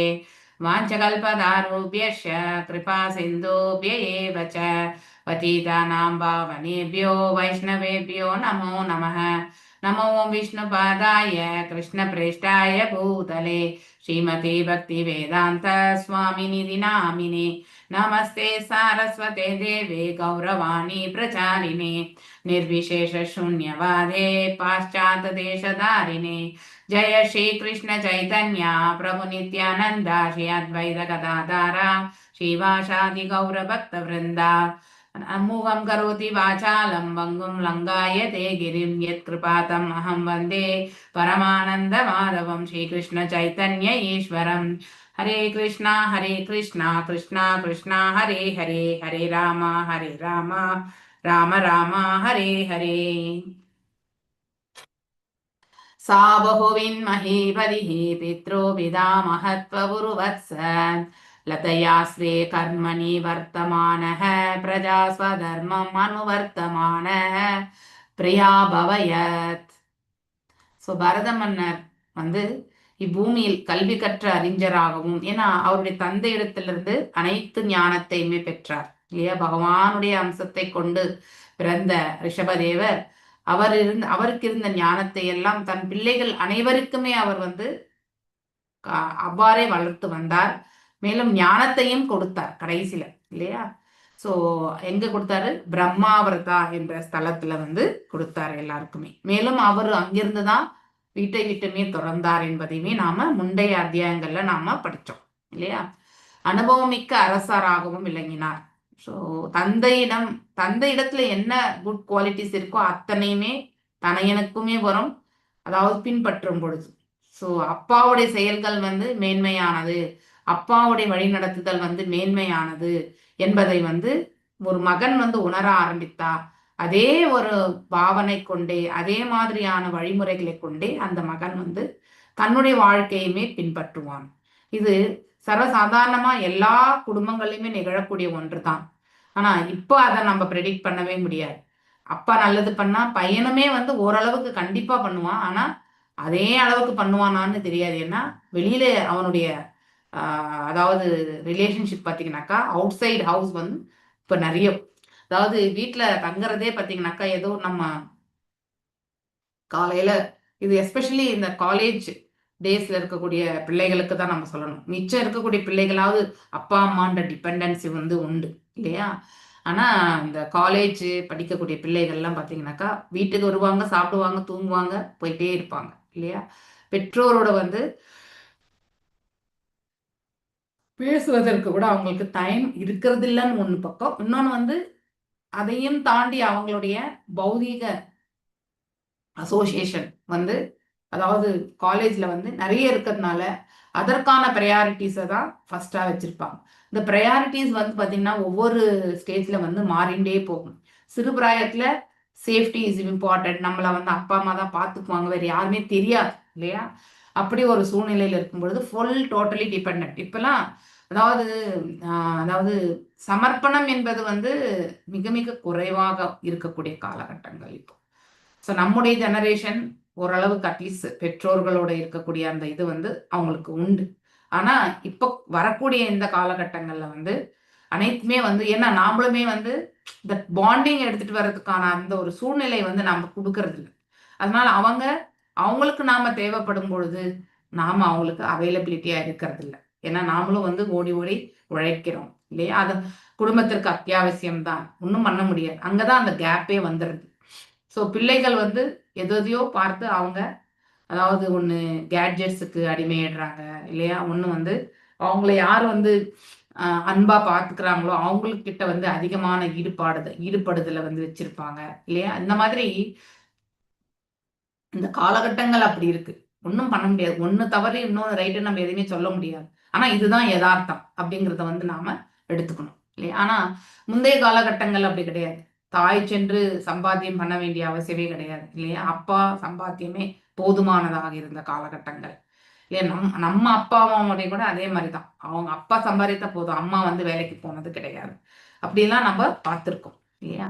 ஸோ அந்த மாதிரியான காலகட்டங்கள் போய் இப்போ இருவருமே வந்து சம்பாத்தியம் பண்ணாதான் நான் சர்வைவே ஆக முடியும் அப்படிங்கிற ஒரு சூழ்நிலையில பேசக்கூடியது. இன்னொன்று வந்து ஃபினான்ஷியல் இண்டிபெண்டன்ஸ் இல்லையா? கணவனிடத்துல நான் ஏன் வந்து கையேந்தனம் இல்லையா? அதாவது என்னுடைய சம்பாத்தியம் என்னது. அதே மாதிரி மனைவி வந்து அவளுமே வந்து சுதந்திரமா, சில கணவர்கள் வந்து ஓகே அவங்க விருப்பம் விட்டுடக்கூடியவங்களுமே உண்டு. சில பேர் வந்து அவங்களும் சம்பாதிக்கிட்டமே எதிர்பார்க்கக்கூடியவங்களும் உண்டு. ஏன்னா மனிதர்கள்ல பல ரகம். நம்ம இதுதான் ரைட் அப்படின்னு நம்ம சொல்ல முடியாது, இதுதான் தவறுன்னு சொல்ல முடியாது. இதுதான் மனிதருடைய எண்ண ஓட்டங்கள். அதற்கேற்றவாறு அவருடைய செயல்படும் தன்மையும் இவ்வாறு தான் நம்ம பார்க்கிறோம் இன்றைய காலகட்டங்கள்ல. ஸோ அதற்கு அவர் தனக்குரிய அறச்செயல்களை செய்து கொண்டு குடிமக்களை நன்முறையில் ஆட்சி செய்தார் இல்லையா? அப்படின்னா அதாவது ரிலீஜியஸ் பிரின்சிபல்ஸ் எல்லாமே அவர் வந்து ஃபாலோ பண்ணார். அதாவது யக்னங்களை வளர்க்கிறார். ஆக்சுவலி அவர் தனது தந்தை மற்றும் தாத்தாவை போன்ற குடிமக்கள் மிக்க அன்புடையவராக விளங்கினார். யாரு? பரத மகாராஜா. குடிமக்களை அறச்செயல்களில் ஈடுபடுத்தி அவர் இப்புவியினை ஆட்சி செய்தார். எங்கே அறப்பழக்கங்கள் வந்து வேரூண்டு இருக்கிறதோ அங்கே நிம்மதி என்பது இருக்கும் இல்லையா? ஆனந்தம் என்பது குடிக்கொண்டிருக்கும். எங்கே அது இல்லையோ அந்த இடத்துல எப்பவுமே சண்டை சச்சரவுகள். ஏன் கலியினுடைய குவாலிட்டிஸ் என்ன சொல்லுங்க? அல்பமான ஆயுஷு இல்லையா? ஸோ நீண்ட ஆயுள் எல்லாம் நமக்கு கிடையாது. எப்போ எந்த சமயத்துல மரணம் வரணும்னு தெரியாது இல்லையா? அல்பாயுஸ் பிராணே பிராயேன அல்பாயுசு சப்யா இல்லையா? ஸோ அதுல இருந்து பார்க்கும்போது சுமந்த மதையோ மந்த பாக்கியம் இல்லையா? அன்லக்கினஸ் அதாவது துரதிர்ஷ்டம். அதுக்கப்புறம் வந்து தவறான வழி நடத்துதல் இல்லையா? அடுத்து வந்து எப்பொழுதுமே வந்து குழப்பத்தில் இருக்கக்கூடிய தன்மை. அடுத்து வந்து சோம்பேறித்தனம் இல்லையா? ஸோ அந்த மாதிரி வந்து இந்த மாதிரியான குவாலிட்டிஸோடு இருக்கக்கூடிய மக்கள் தான் நம்ம இந்த காலகட்டங்கள்ல, அதுவுமே இப்ப நிறைய டாமினண்டா அந்த மாதிரியான நிலையில உட்கார்ந்துறதுல எல்லாமே முடிக்கணும்ன்ற ஒரு அந்த மாதிரி செயல்களை தான் நம்ம விரும்புறோம் இல்லையா? யாருமே கடினமா உழைக்கணும்ன்றதெல்லாம் கிடையாது நமக்கு. சோ தனது குடிமக்களை அவரவருக்குரிய அறங்களை செய்வதில் முற்றிலும் இது மன்னருடைய கடமை இல்லையா? அதாவது தன்னுடைய பிரஜைகளை வழிநடத்த வேண்டியது அவனுடைய கடமை. பிரஜைகளுடைய நலனை வந்து அவன் நோக்க வேண்டியதும் அவன் கடமை. எல்லாரும் நல்லா இருக்கணும் இல்லையா? சோ எந்தெந்த இடத்துல நமக்கு வந்து வாழ்க்கையில அன்றாட வாழ்க்கையில ப்ராப்ளம் வரும்னு நம்ம சொல்ல முடியாது. ஒன்று ஆரோக்கிய விதத்துல ப்ராப்ளம் வரலாம், இல்ல வந்து உணவு விதத்துல ப்ராப்ளம் வரலாம், இல்ல இருக்க இடத்திற்கான ப்ராப்ளம் வரலாம், இல்ல சேஃப்டிக்கான ப்ராப்ளம் வரலாம் இல்லையா? எத்தனையோ விதத்துல நமக்கு ப்ராப்ளம்ஸ் வந்து நமக்கு தலை தூக்கும். ஸோ ஆனா இத்தனை ப்ராப்ளம்ஸுமே வந்து லா அண்ட் ஆர்டர்லாம் வச்சு அந்த அரசாங்கம் என்பது கரெக்டா எடுத்துட்டு போகணும். அப்பதான் தவறு இழைப்பவர்களுக்கு பயம் இருக்கும், ஏன்னா தண்டனை கிடைக்குமேன்ட்டு. ஸோ அந்த மாதிரி ஒரு நிலை வரும்பொழுது ஆட்டோமேட்டிக்கலி வந்து அந்த குடிமக்களுமே வந்து நிம்மதியாக வாழக்கூடிய ஒரு சூழல் ஏற்படும். இதைத்தான் வந்து பரத மகாராஜா செய்தார். ஸோ குடிமக்களையுமே செயல்படுத்த வைச்சார். அற வழியிலையுமே தான் மட்டும் அற வழியில செயல்படவில்லை. அடுத்தவங்களையுமே அந்த அந்த மாதிரி ஒரு பாதையில வந்து அவர்கள் வந்து எடுத்து செல்லணும்ன்ற அந்த வழிநடத்துதலை வந்து செய்து கொடுத்தார். மேலும் குடிமக்களில் சிலர் அந்தனர், சிலர் வந்து சத்திரியர், சிலர் வைஷ்ணவர், சிலர் வந்து சூத்ரர் இல்லையா? அதே மாதிரி அந்தந்த வர்ணங்களுக்கு ஏற்றவாறு ஆசிரமங்களுமே வந்து பரிபாலிக்கப்பட்டது. பிராமணர்கள் 4 வர்ணங்களையுமே 4 ஆசிரமங்களையுமே பரிபாலிக்கணும். அதே மாதிரி சத்திரியர்கள் வந்து சந்நியாசத்தை தவிர மிச்ச 3மே பரிபாலிக்கணும். அடுத்து வைஷ்யர்கள் வந்து அதாவது வானப்பிரஸ்தன் மற்றும் வந்து சந்நியாசத்தை தவிர மிச்செல்லாம் பரிபாலிக்கணும். அடுத்து சூத்ரர் வந்து வெறுமனே கிரகஸ்த தர்மத்தை மட்டும்தான் பரிபாலிக்கணும். இப்படி அந்த மாதிரியான வழிமுறைகள். அதாவது நம்ம ஆரம்ப கட்டத்துல வைதி பக்தி இல்லையா, வைதி சாதன பக்தி பண்ணும் பொழுது இந்த வர்ணாசிரமங்கள் எல்லாமே நமக்கு வந்து வழி நடத்தும். ஆனா ஒரு காலகட்டம் வந்த பிறகு ராகனுக்கா இல்லையா, அந்த மாதிரியான ஒரு பக்தி எல்லாம் போகும்போது, பிரேம பாவத்துல போகும்போது வர்ணாசிரமம் என்பது இந்த இயற்கையினுடைய 3 குணங்களுக்கு ஏற்றவாறு செயல்படக்கூடிய ஒன்றுதான் இல்லையா? சோ அப்போ நாம பக்தியில வந்து ஒரு ஸ்திரப்படுத்தி கொள்ளும் பொழுது வர்ணாசிரமம் என்பது அவசியமே கிடையாது. ஏன்னா நம்ம ஒரு வைஷ்ணவ நிலைக்கு வந்து செல்லக்கூடிய அந்த ஒரு வழியில உட்கார்ந்துருப்போம். அதனால நம்ம ரைஸ் அபவ் த 3 மோட்ஸ், அதாவது 3 குணங்களுக்கு அப்பாற்பட்ட நிலையிலிருந்து செயல்படக்கூடிய அந்த பக்குவத்தை நம்ம பெறுவோம். ஸோ அப்ப அந்த வர்ணாசிரமம் பத்தி நம்ம வில் பி ஆட்டோமேட்டிக்லி கவர்ட். அது தேவையே, அதற்குன்னு தனியா பிரத்யேகமா செய்ய வேண்டியதில்லை. ஆனா ஒருத்தர் அத்தகைய பக்குவ நிலை அடையாத பொழுது, இந்த சாதன பக்தியிலேயே வைத்தி சாதனை பக்தி படும் பொழுது இந்த வர்ணாசிரம தர்மமே வந்து உபயோகப்படுத்துகிறது. ஸோ மினிமம் லெவல் அதையாவது நம்ம கடைபிடிக்கணும். அதுக்கும் கீழே இருந்தா வேஸ்ட் நம்ம. ஓகே, குடிமக்கள் அவர்கள் ஆன்மீக வளர்ச்சிக்காக பிரிவுகளை செயல்படுகின்றனரா என்பதை கண்காணிப்பது ஒரு அரசருடைய கடமை இல்லையா? சத்வம் ரஜஸ் தமஸ் இந்த குணங்களுக்கு ஏற்றவாறு இல்லையா, ஒருத்தர் வந்து அவருடைய அறப்பழக்கங்களை எல்லாம் எப்படி பக்குவப்படுத்தியிருக்கார் என்பதை காண்பது என்பது, அதாவது அதை பற்றியான ஒரு அதாவது அந்த செயல்கள் எல்லாம் எவ்வாறு நடைபெறுகின்றன என்பது மேற்பார்வையிடுதல்லது. மேலும் வந்து எங்கேயாவது வந்து அது செயல்படக்கூடிய முறைகள்ல வந்து தவறு இழைக்கப்பட்ட அதற்கான இதனது அறிவுறுத்துதல், இந்த மாதிரி வந்து எல்லாமே செயல்படும்.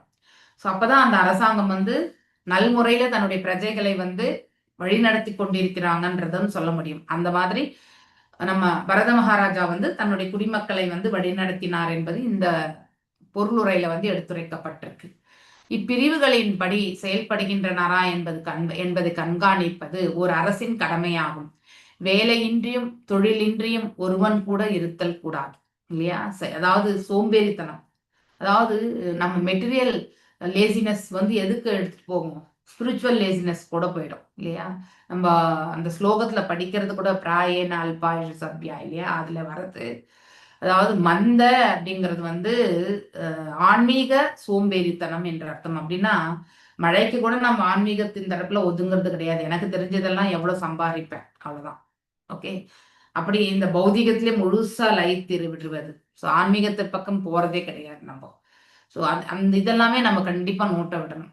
இல்லைனாக்கா அவங்க அறப்பழக்கங்கள் இல்லைனாக்கா தவறான ஒரு சமுதாயத்தை வந்து நாம உருவாக்கிக்கிறதுக்கு நாம முற்றிலும் காரணமாகி விடுவோம்.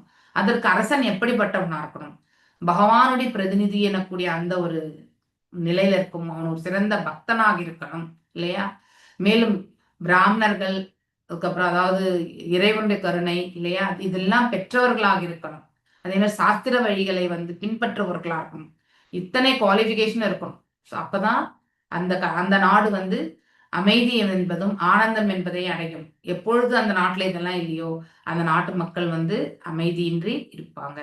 அதனால பிரஜைகளுடைய முன்னேற்றம், பிரஜைகளுடைய நிம்மதி, இதை பற்றி அரசனானவன் வந்து கண்டிப்பாக யோசிக்க வேண்டும். மேலும் உலகியல் வழியில் அந்தணர்கள், சத்திரியன், வைசியன் மற்றும் சூத்ரன் என்று உழைக்கவும், ஆன்மீக பாதையில் பிரம்மச்சரி, இல்லறத்தான், வானப்பிரஸ்தான் மற்றும் சன்னியாசி என்று வழிபடவும் செயல்படுத்த வேண்டும் இல்லையா? அதாவது வர்ணாசிரமத்தை பற்றி எடுத்துரைக்கிறோம். பேசிக் லெவல் அது இருக்கணும். அது இருந்தாதான் எப்பவுமே சாதன பக்தியை வந்து நம்ம வந்து வைதி பக்தி பண்ணி தான் பக்குவம் அடைஞ்சு நாம ராவணுகா பக்திக்கே போக முடியும். இல்லைன்னா கண்டிப்பா போக முடியாது. ஓகே. சோ முற்காலத்தே மன்னராட்சி இருந்த போதிலும் மன்னர்கள் எல்லாருமே அறப்பழக்கங்களை பற்றி நன்கு உணர்ந்திருந்தார்கள். அவ்வாறே தன்னுடைய பிரஜைகளுக்கு வந்து அவர்கள் வழி நடத்தியும் செய்தார்கள். ஆகையினால் சமுதாயம் வந்து மிகவும் மென்மையுடன் நடத்தப்பட்டது. சோ அப்ப இப்ப நடக்கிறதெல்லாம் என்ன, கரடு முரடா நடக்கக்கூடிய ஒன்றுதான். யாருமே வந்து ஸ்மூத் ஹேண்ட்லிங்கே பண்றது கிடையாது. எல்லாம் டைரக்டா பேசி நம்ம என்ன பண்றோம், அவங்கள வந்து நோக வைக்கிறோம். ஸோ அந்த மாதிரியான நிலையில தான் இப்ப இருக்கக்கூடிய காலகட்டம். ஆனா அந்த காலகட்டத்துல வந்து இதெல்லாம் வந்து சொல்லப்பட்டிருக்கு. இவ்வாறு நடத்தப்படணும்ன்றத வந்து அவர் வந்து கோட்பாடா எடுத்திருக்காரு. ஈஜேஷா பகவந்தம் யஜ்ஞ கர்த்தும் ரூபம் பிரதுபீர் உச்சாவசை ஸ்ரத்தயா ருதாக்னி கோத்ரே திருஷ தர்ஷ பூர்ணமாச சாதுர்மாஸ்ய பகு சோமானாம் பிரகிருதி விக்ருதிவேர் அனுஷ்வனம் சாதுர்ஹோத்ர விதான. இப்போ அவர் என்னெல்லாம் செயல்கள் செய்தார் என்பதை படிக்கிறது. ஆக்சுவலி முழு நம்பிக்கையுடன் பரத மன்னர் பல்வேறு வகையான வேள்விகளை செய்தார். ஸோ யக்னங்கள் மூலியமா அப்படின்னா இது எந்த யுகத்தினுடைய அடையாளம்? இது திரேதா யுகத்தினுடைய அடையாளம். ஓகே. திரேதா யுகத்துல தான் வந்து எவ்வாறு ரிலீஜியஸ் பிரின்சிபல்ஸ் எல்லாம் பரிபாலிக்கப்பட்டது? யக்ஞங்கள் வழியா தான் இல்லையா? ஸோ அக்னிஹோத்திரம் காலையில சூரிய பகவானுக்கு செய்யறது, தர்ஷம் பூர்ணமாசம் சாதுர்மாசம், அதாவது இந்த பூர்ணமாசம் பௌர்ணமி திதி அந்த மாதிரி. தர்ஷம் என்பது என்ன திதின்னு எனக்கு தெரியல. சதுர்மாசியம் இந்த 4 மாதங்கள் இல்லையா? அந்த ஸ்ரவண மந்த் இந்த மாதிரி வரும். இந்த ஆடி மாசத்துல எல்லாம் வரும் பாருங்க, அங்க இருந்து கார்த்திகை வரைக்கும் இந்த 4 திங்கள்கள். ஸோ அதுக்கு வந்து பால், தயிர் இதெல்லாம் வந்து, அப்புறம் வந்து கீரை இதெல்லாம் விட்டுருவோம் இல்லையா? So high protein food, even அந்த உளுந்து அது கூட சாப்பிடக்கூடாதுன்னு சொல்லுவாங்க லாஸ்ட் மந்த். ஸோ அந்த மாதிரி பசு யஜ்ஞம் என்பது இதில் ஒரு குதிரை பலியிடப்படுகிறது. ஸோ அதாவது இங்கே பலியிடப்படக்கூடிய விலங்குகள் வந்து இனிமே வந்து அந்த உடல்கள் அவங்க அந்த ஏந்திருக்கக்கூடிய அந்த ஜீவன் வந்து எதுவுமே செய்ய முடியாது என்ற சுச்சுவேஷன் வரும்போது அத்தகைய விலங்குகளை வந்து பலியிட்டு அவங்க உடனே வந்து அவங்க மனித ரூபத்தை எடுக்கக்கூடிய அந்த இதுமே நடத்தப்படுகிறது என்றது அவங்களுக்கு எலிவேஷன் இல்லையா? அதுதான் அந்த வேள்வியினுடைய வெற்றி என்றும் நாம படிச்சிருக்கோம் முன்னாடியே. அதுதான் அந்த அஸ்வத்தை வந்து பலியிடுறது ஒரு புதிதான ஒரு மனித ரூபத்தை பெறுவதற்கும். மற்றும் சோம யஜ்ஞம், இதில் ஒரு வகையான மதுபானம் அர்ப்பணிக்கப்படுகிறது. இவ்வேள்விகளில் சில நேரங்களில் முழுமையாகவும் சில நேரங்களில் ஒரு பகுதி மட்டுமே செய்யப்படுகின்றது. ஸோ அதாவது எந்த மாதிரியான அதாவது செயல்களுக்கு எப்படிப்பட்ட யஜ்ஞங்கள் நடத்தணுமோ அவ்வாறு அவர்கள் செய்திருக்கிறார்கள் சாஸ்திர விதிகள் பிரகாரம். இன்னும் அனைத்து வேள்விகளிலும் சாதுர்ஹோத்திரம் மிகவும் கடுமையாக பின்பற்றப்படுகிறது. இவ்வாறு பரத மகாராஜா முழுமுதற் கடவுளை வழிபட்டு வந்தார். சதுர்மாசத்துல உபவாசம். ஓகே. வேள்விகள் சரியான முறையில் நடத்தப்படுகின்றனவா என்பதை சோதிக்க பசுக்கள், பன்றிகள், அதாவது நாம செய்த வேள்வி வந்து பர்ஃபெக்டா பண்ணோம்னா உடனே அந்த பலி கொடுக்கப்பட்ட இருக்கக்கூடிய அந்த ஜீவன் வந்து மோட்சம் அடைந்து அது வந்து அதாவது மோட்சம் இல்லை, முக்தி அடைந்து, விலங்கு இதுல இருந்து முக்தி அடைந்து அது வந்து மனித இனத்திற்கு வந்து அதாவது பிறப்பெடுக்கிறது இல்லையா? ஏன்னா மனிதனாக பிறந்தால் மட்டும்தான் பக்குவம் அடைந்து வந்து இறைவனுடைய திருவடிகளை வந்து சேர முடியும். அதற்காக அவங்களுடைய அதாவது அந்த வேள்வியில தன்னை இழக்கக்கூடிய அந்த ஜீவன்கள் வந்து நற்கதி அடையறதுக்கான அந்த மார்க்கத்தை வந்து உணரணும். இல்லையேல் மிருகங்களை பலியிடுவதற்கு வேறு எந்த நோக்கமும் கிடையாது. அதாவது இப்ப இருக்கக்கூடிய காலகட்டங்களை செய்யக்கூடிய அத்தகைய செயல்கள் எல்லாமே தவறான ஒன்று.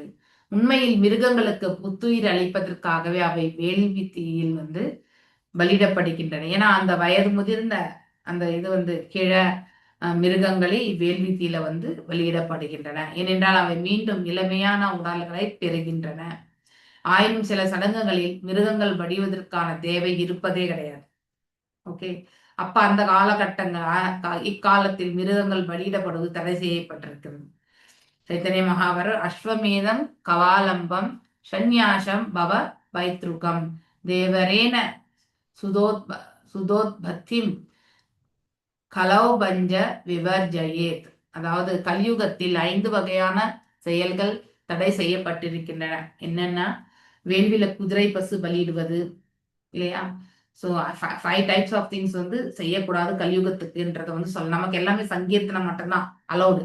ஸோ மிச்சம் எல்லாம் கிடையாது. அதனால முன்னாடி என்ன செய்துட்டு இருந்தாங்க அதை வந்து இந்த சமயத்துல செய்யக்கூடாதுன்றது வந்து சொல்லப்பட்டிருக்கு. ஒண்ணு, வேள்வியில வந்து வயோதிகமான பசு மற்றும் குதிரையை வந்து வழிபடுறது மற்றும் சந்நியாசத்தை ஏற்றுக்கொள்வதற்கும் வந்து இந்த கலியுகத்துல வந்து பரிந்துரைக்கப்படலை. மேலும் முன்னோர்களுக்கான சடங்குகளில் மாமிசத்தை அர்ப்பணிப்பதும் ஐ திங்க் ஸ்டில் இந்த மாதிரியான செயல்கள் வந்து நடந்து கொண்டுதான் இருக்கிறது ஆக்சுவலி.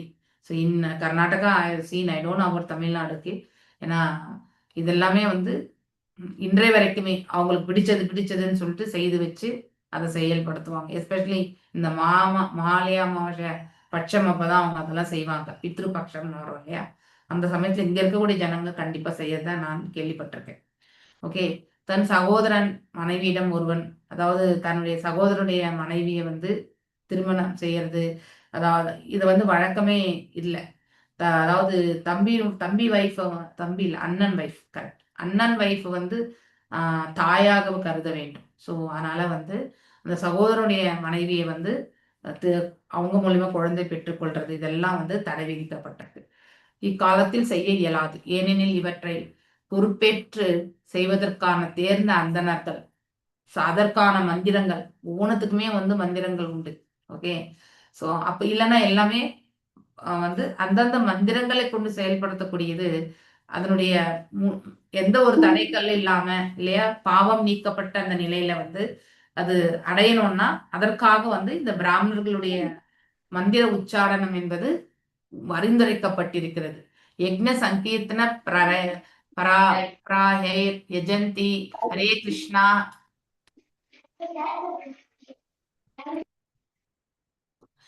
தயவு செஞ்சு யாரும் அன்மியூட் பண்ணாதீங்கோ. ஓகே, ஹரே கிருஷ்ணா. ருக்வேதம்லதான் வர்றது. இது ரிக்வேதிஸ் செய்யக்கூடியதுதான். ஸோ அந்த அந்தணர்களுக்கு ருக் விஜக என்று சொல்லப்பட்டிருக்கு. சங்கீர்த்தனம் தான் நமக்கெல்லாம் பரிந்துரைக்கப்பட்டது. யக்ஞை சங்கீர்த்தன பிராரை யஜந்திஹீசு மேதசக. அதாவது 11வது அத்தியாயத்துல 17வது காண்டத்துல 5வது அத்தியாயத்துல 32வது ஸ்லோகம். சோ வேள்விகள் அனைத்தும் சாதாரணமாக முழுமுதற் கடவுளை திருப்திப்படுத்துறதுக்கு தான். அவர் தான் யக்னேஸ்வரர் இல்லையா? நம்ம 13வது அத்தியாயம் பகவத்கீதையில வாசிக்கிறோம் இல்லையா? ஞானம் நேயம் இல்லையா, யக்னேஸ்வரர், இதை பற்றி எல்லாமே, ஆத்மா என்றால் என்ன, இதெல்லாமே படிக்கிறோம் இல்லையா? ஸோ கஷேத்திரஜ்ஞ விபாக யோகத்துல வருது. அந்த ஃபர்ஸ்ட் 2 ஸ்லோகங்கள்லயுமே வந்து இருக்கணும் எனக்கு தெரிஞ்சு. ஒரு நிமிஷம்.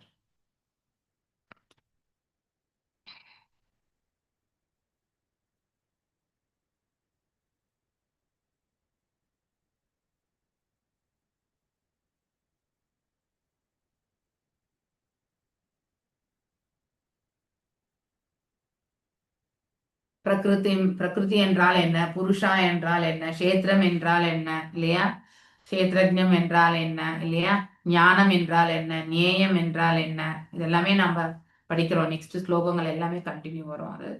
ஸோ அதுல வந்து நம்ம வாசிக்கும் பொழுது இதுவுமே வரும்.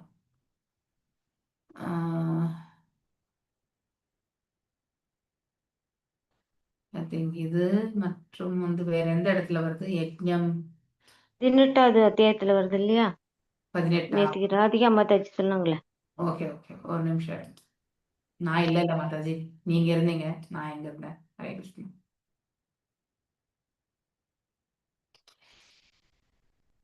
ரினவுன்சியேஷனை பத்தி தான் இருக்கும். தியாகம் இதுல இல்ல எனக்கு தெரிஞ்சு. 15.13க்கு மேல 13 தான் நேற்று படிச்சாங்களா? 20 இல்லையா? அதுக்கு மேல யாரு இல்லையா? இத்தனைக்கு மூளை இல்லாம. இங்க இருக்கும் acts of sacrifice. யக்ஞ தான தப கர்மா, யக்ஞங்கள் தானங்கள். ஓகே, ஆக்சுவலி யக்னேஸ்வரரை பத்தி கூட வந்து சொல்லப்படுறது. நான் அதை தான் தேடினேன். Okay, fine. ஸோ அந்த மாதிரி எல்லா யக்ஞங்களுடைய இதுவுமே வந்து பகவானுக்கு தான் போய் சேர்க்கின்றது.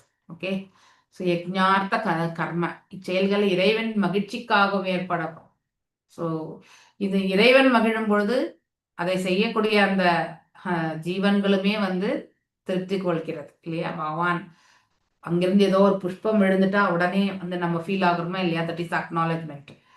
அதாவது நித்யானந்த திரையோதசி அன்னைக்கு நல்லா பண்ணாங்க இங்க ஜெகநாத் டெம்பிள்ல வந்து ரொம்ப அழகா. ஸோ அன்னைக்கு அந்த மாதாஜி டெம்பிள் பிரசிடென்ட் மாதாஜி வந்து இன்னைக்கு நாம அதாவது நம்ம குரு மகாராஜுக்கு வந்து தீர்காயுள் மற்றும் திட பூர்ண ஆரோக்கியம், ஓகே, அவ்வாறு அவருக்கு கிடைக்கணும் அப்படின்னு சொல்லிட்டு பிரார்த்திச்சுண்டு எல்லாருமே வந்து ஹரே கிருஷ்ணா சொல்லுங்கன்னு சொல்லும் பொழுது கரெக்டா வந்து அந்த மேல இருந்து புஷ்பம் விழுந்துதான் சொல்றாங்க. ஏன்னா நான் கண்ணை மூடிட்டு பிரார்த்திச்சுட்டு இருந்தேன், அதனால எனக்கு அதை நான் பார்க்கல.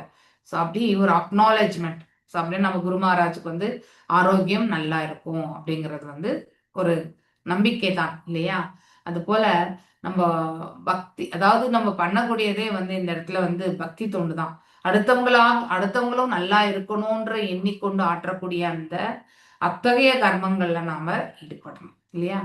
ஸோ யஜ்ஞார்த்த அதாவது கர்ம, அதாவது இச்செயல்கள் இறைவன் மகிழ்ச்சிக்காக ஏற்படுகிறது. ஆனா அதனுடைய பாதிப்பு நமக்குமே உண்டு இல்லையா? எல்லா ரசங்களுமே ஆதி ரசம் என்பது பகவானுடையது. அனைத்திற்குமே மூல காரணம் அவர் தான் இல்லையா? காஸ் ஆஃப் ஆல் காசஸே அவர் தான். நம்ம கிட்ட இருக்கக்கூடிய குணாதிசயங்கள் எல்லாமே ஒரு சிறு பொறி போன்றதுதான். அவர்கிட்ட ஃபுல் ரிசர்வாயர் கணக்குல வச்சிருக்காரு இல்லையா?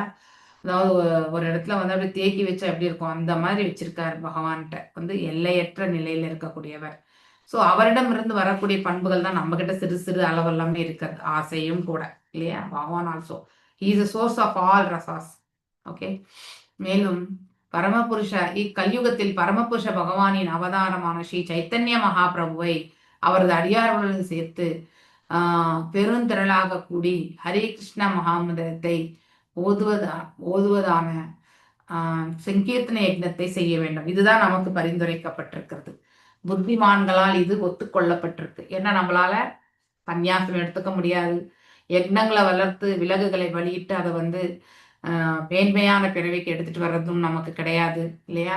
சடங்குகள்ல வந்து முன்னோர்களுக்கு செய்யக்கூடிய சடங்குகள்ல வந்து கண்டிப்பா மாமிசத்தை வைக்கவே கூடாது. ஓகே, ஆனா அதை இன்னும் கூட நிறைய செய்துட்டு இருக்காங்க இல்லையா? தன்னுடைய சகோதரன் மனைவியிடத்துல வந்து ஒருவன் குழந்தை பெற்றெடுப்பதும் ஆகும். அதான் 5 விதமான செயல்கள். அதுவும் அத்தகைய செயலுமே வந்து நம்ம ப்ரெடிக்ஷன் பண்ணவே முடியாது இல்லையா? இப்ப இருக்கக்கூடிய காலகட்டங்கள். सम्प्रसादस्तु नानयोगेषु विरसिदाङ्गक्रेष्व अपूर्वं यत्तत् क्रियाबलं धर्म्याख्यं भ्रमणिभरे यज्ञपुरुषे सर्वदेवालिङ्गानां मन्त्राणाम् अर्थनियाम कथय साक्षात्कर्तरि देवदायां भगवति वासुदेव एव भाव्यमान आत्मनैपुण्यामृदग रुदिद कषायो हवि श्वश् अत्वर्युभिर्गृह्यमानेषु स यजमानो यज्ञापदो देवांस्ततान् पुरुषावय வேஷ்வ யாதத். ஸோ மிகப்பெரிய ஸ்லோகம். பல்வேறு வேள்விகளுக்கான சடங்குகள் அனைத்தையும் செய்து பரத மன்னர் அறத்தின் பெயரால், அதாவது யக்ஞம் தானம் தவம் இதெல்லாம் நம்மளை தூய்மைப்படுத்தக்கூடியது. ஸோ இவர் யக்னத்தை வந்து கடைபிடித்தார். ஏன்னா அந்த யுக தர்மம் அவ்வாறு இருந்தது. கடவுளுக்கு படைத்தார் அல்லது வாசுதேவ கிருஷ்ணருக்கே அர்ப்பணித்தார் என்பது கூறலாம் இல்லையா? ஸோ தேவர்கள் வாசுதேவர் உடலில் வந்து தலைபாகத்துல இருக்கிறது இல்லையா? தேவரே, அதாவது குறிப்பிட்டப்பட்டிருக்கும் அவர்களை வாசுதேவர் கட்டுப்படுத்துகிறார். இவற்றை எண்ணியதினால் பரத மகாராஜா பற்று, காமம், குரோதம் போன்ற மாசுகளிலிருந்து விடுதலை பெற்றார். இவ்வாறு எண்ணியதால் வேத மந்திரங்கள் குறிப்பிடப்படும் அவரே வாசுதேவர் கட்டுப்படுத்துகிறார். அப்படின்னா இறைவனுடைய ஸ்தானத்தை உணர்ந்து அறியும் பொழுது, நாம சுதந்திரமற்றவர்கள் அப்படிங்கிறத உணரும் பொழுது, இறைவனால் நாம் செயல்படுத்தி கொண்டிருக்கின்றோம் என்று நினைக்கக்கூடிய ஒரு ஜீவாத்மா உண்மையிலே அவர் வாசுதேவரால் கட்டுப்படுத்தப்படுகிறார். ஓகே, அப்படின்னா அந்த பக்தி பாதையில அவர் நிலை கொள்றதும் அவருடைய வழிநடத்துதலுமே அந்த பக்தனுக்கு கிடைக்கப்பெறும். சோ இவ்வாறு அப்போ பக்தி பாதையில அவன் போனா அவன்கிட்ட இருக்கக்கூடிய தேவையற்ற அழுக்கு எல்லாமே கலைய ஆரம்பிக்கும் இல்லையா? காம, குரோத இல்லையா, லோப, இந்த மத மக்ஷரம் இல்லையா, அந்த விஷயங்கள் எல்லாமே அவனை விட்டு விலக நேரும். சோ அர்ப்பணிக்கப்படும்.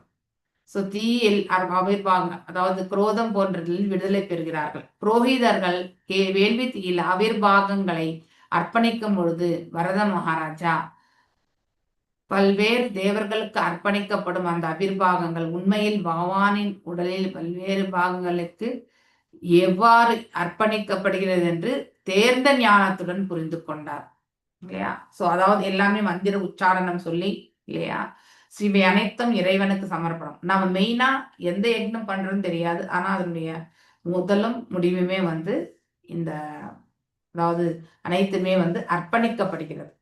சோ சான்றாக அது எல்லாமே இன்டைரக்டா பகவானை போய் சேர்ந்துரும். நாம என்னதான் டைரக்டா தேவர்களை வழிபட்டாலும் அவை அனைத்தும் பகவானை போய் சேர்ந்துரும். சோ மேலும் சான்றாக இந்திரன் முழுமுதற் கடவுளின் கரமாக இருக்கின்றார்.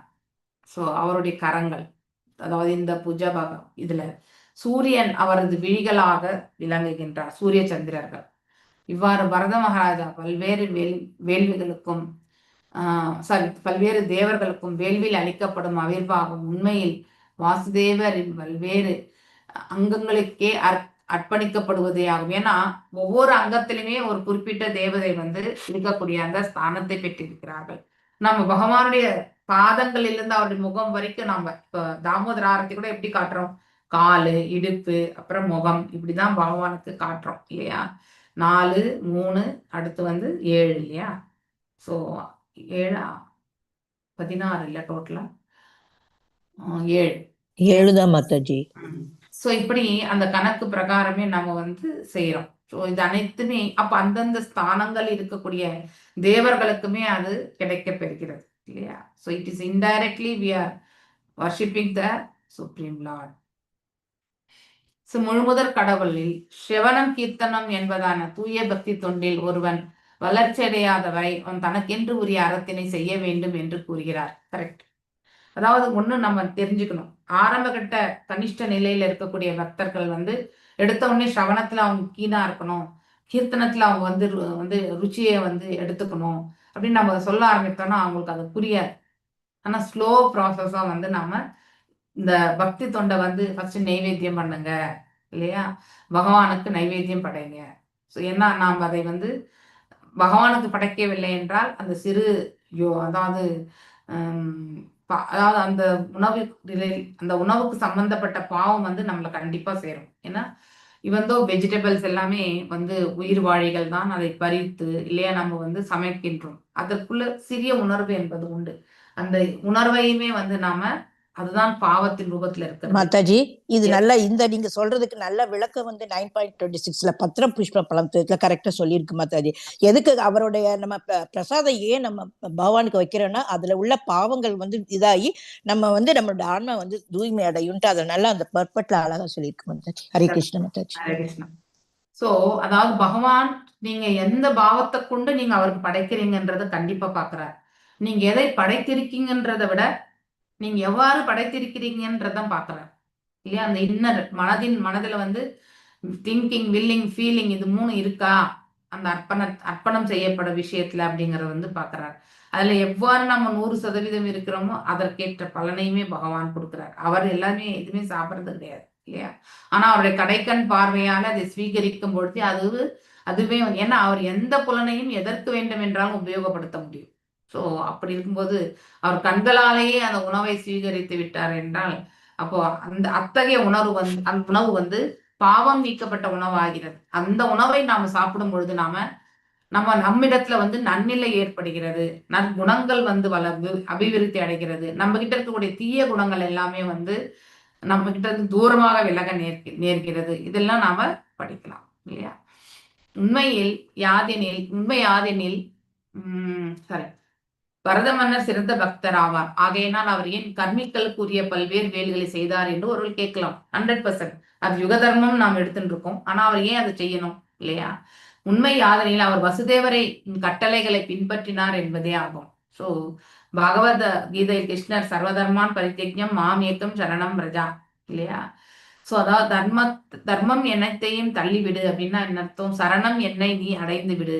அதாவது இந்த நிலை வர்றதுக்கு வந்து எடுத்த உடனே கண்டிப்பா நடக்காது இல்லையா? அதனால்தான் படிப்படியாதான் பக்தியை வந்து நம்ம எடுத்துட்டு போகணும். சொந்த கர்ம ஞான தியானம் இதெல்லாம் கடந்து பக்திக்கு போகிறது. ஓகே.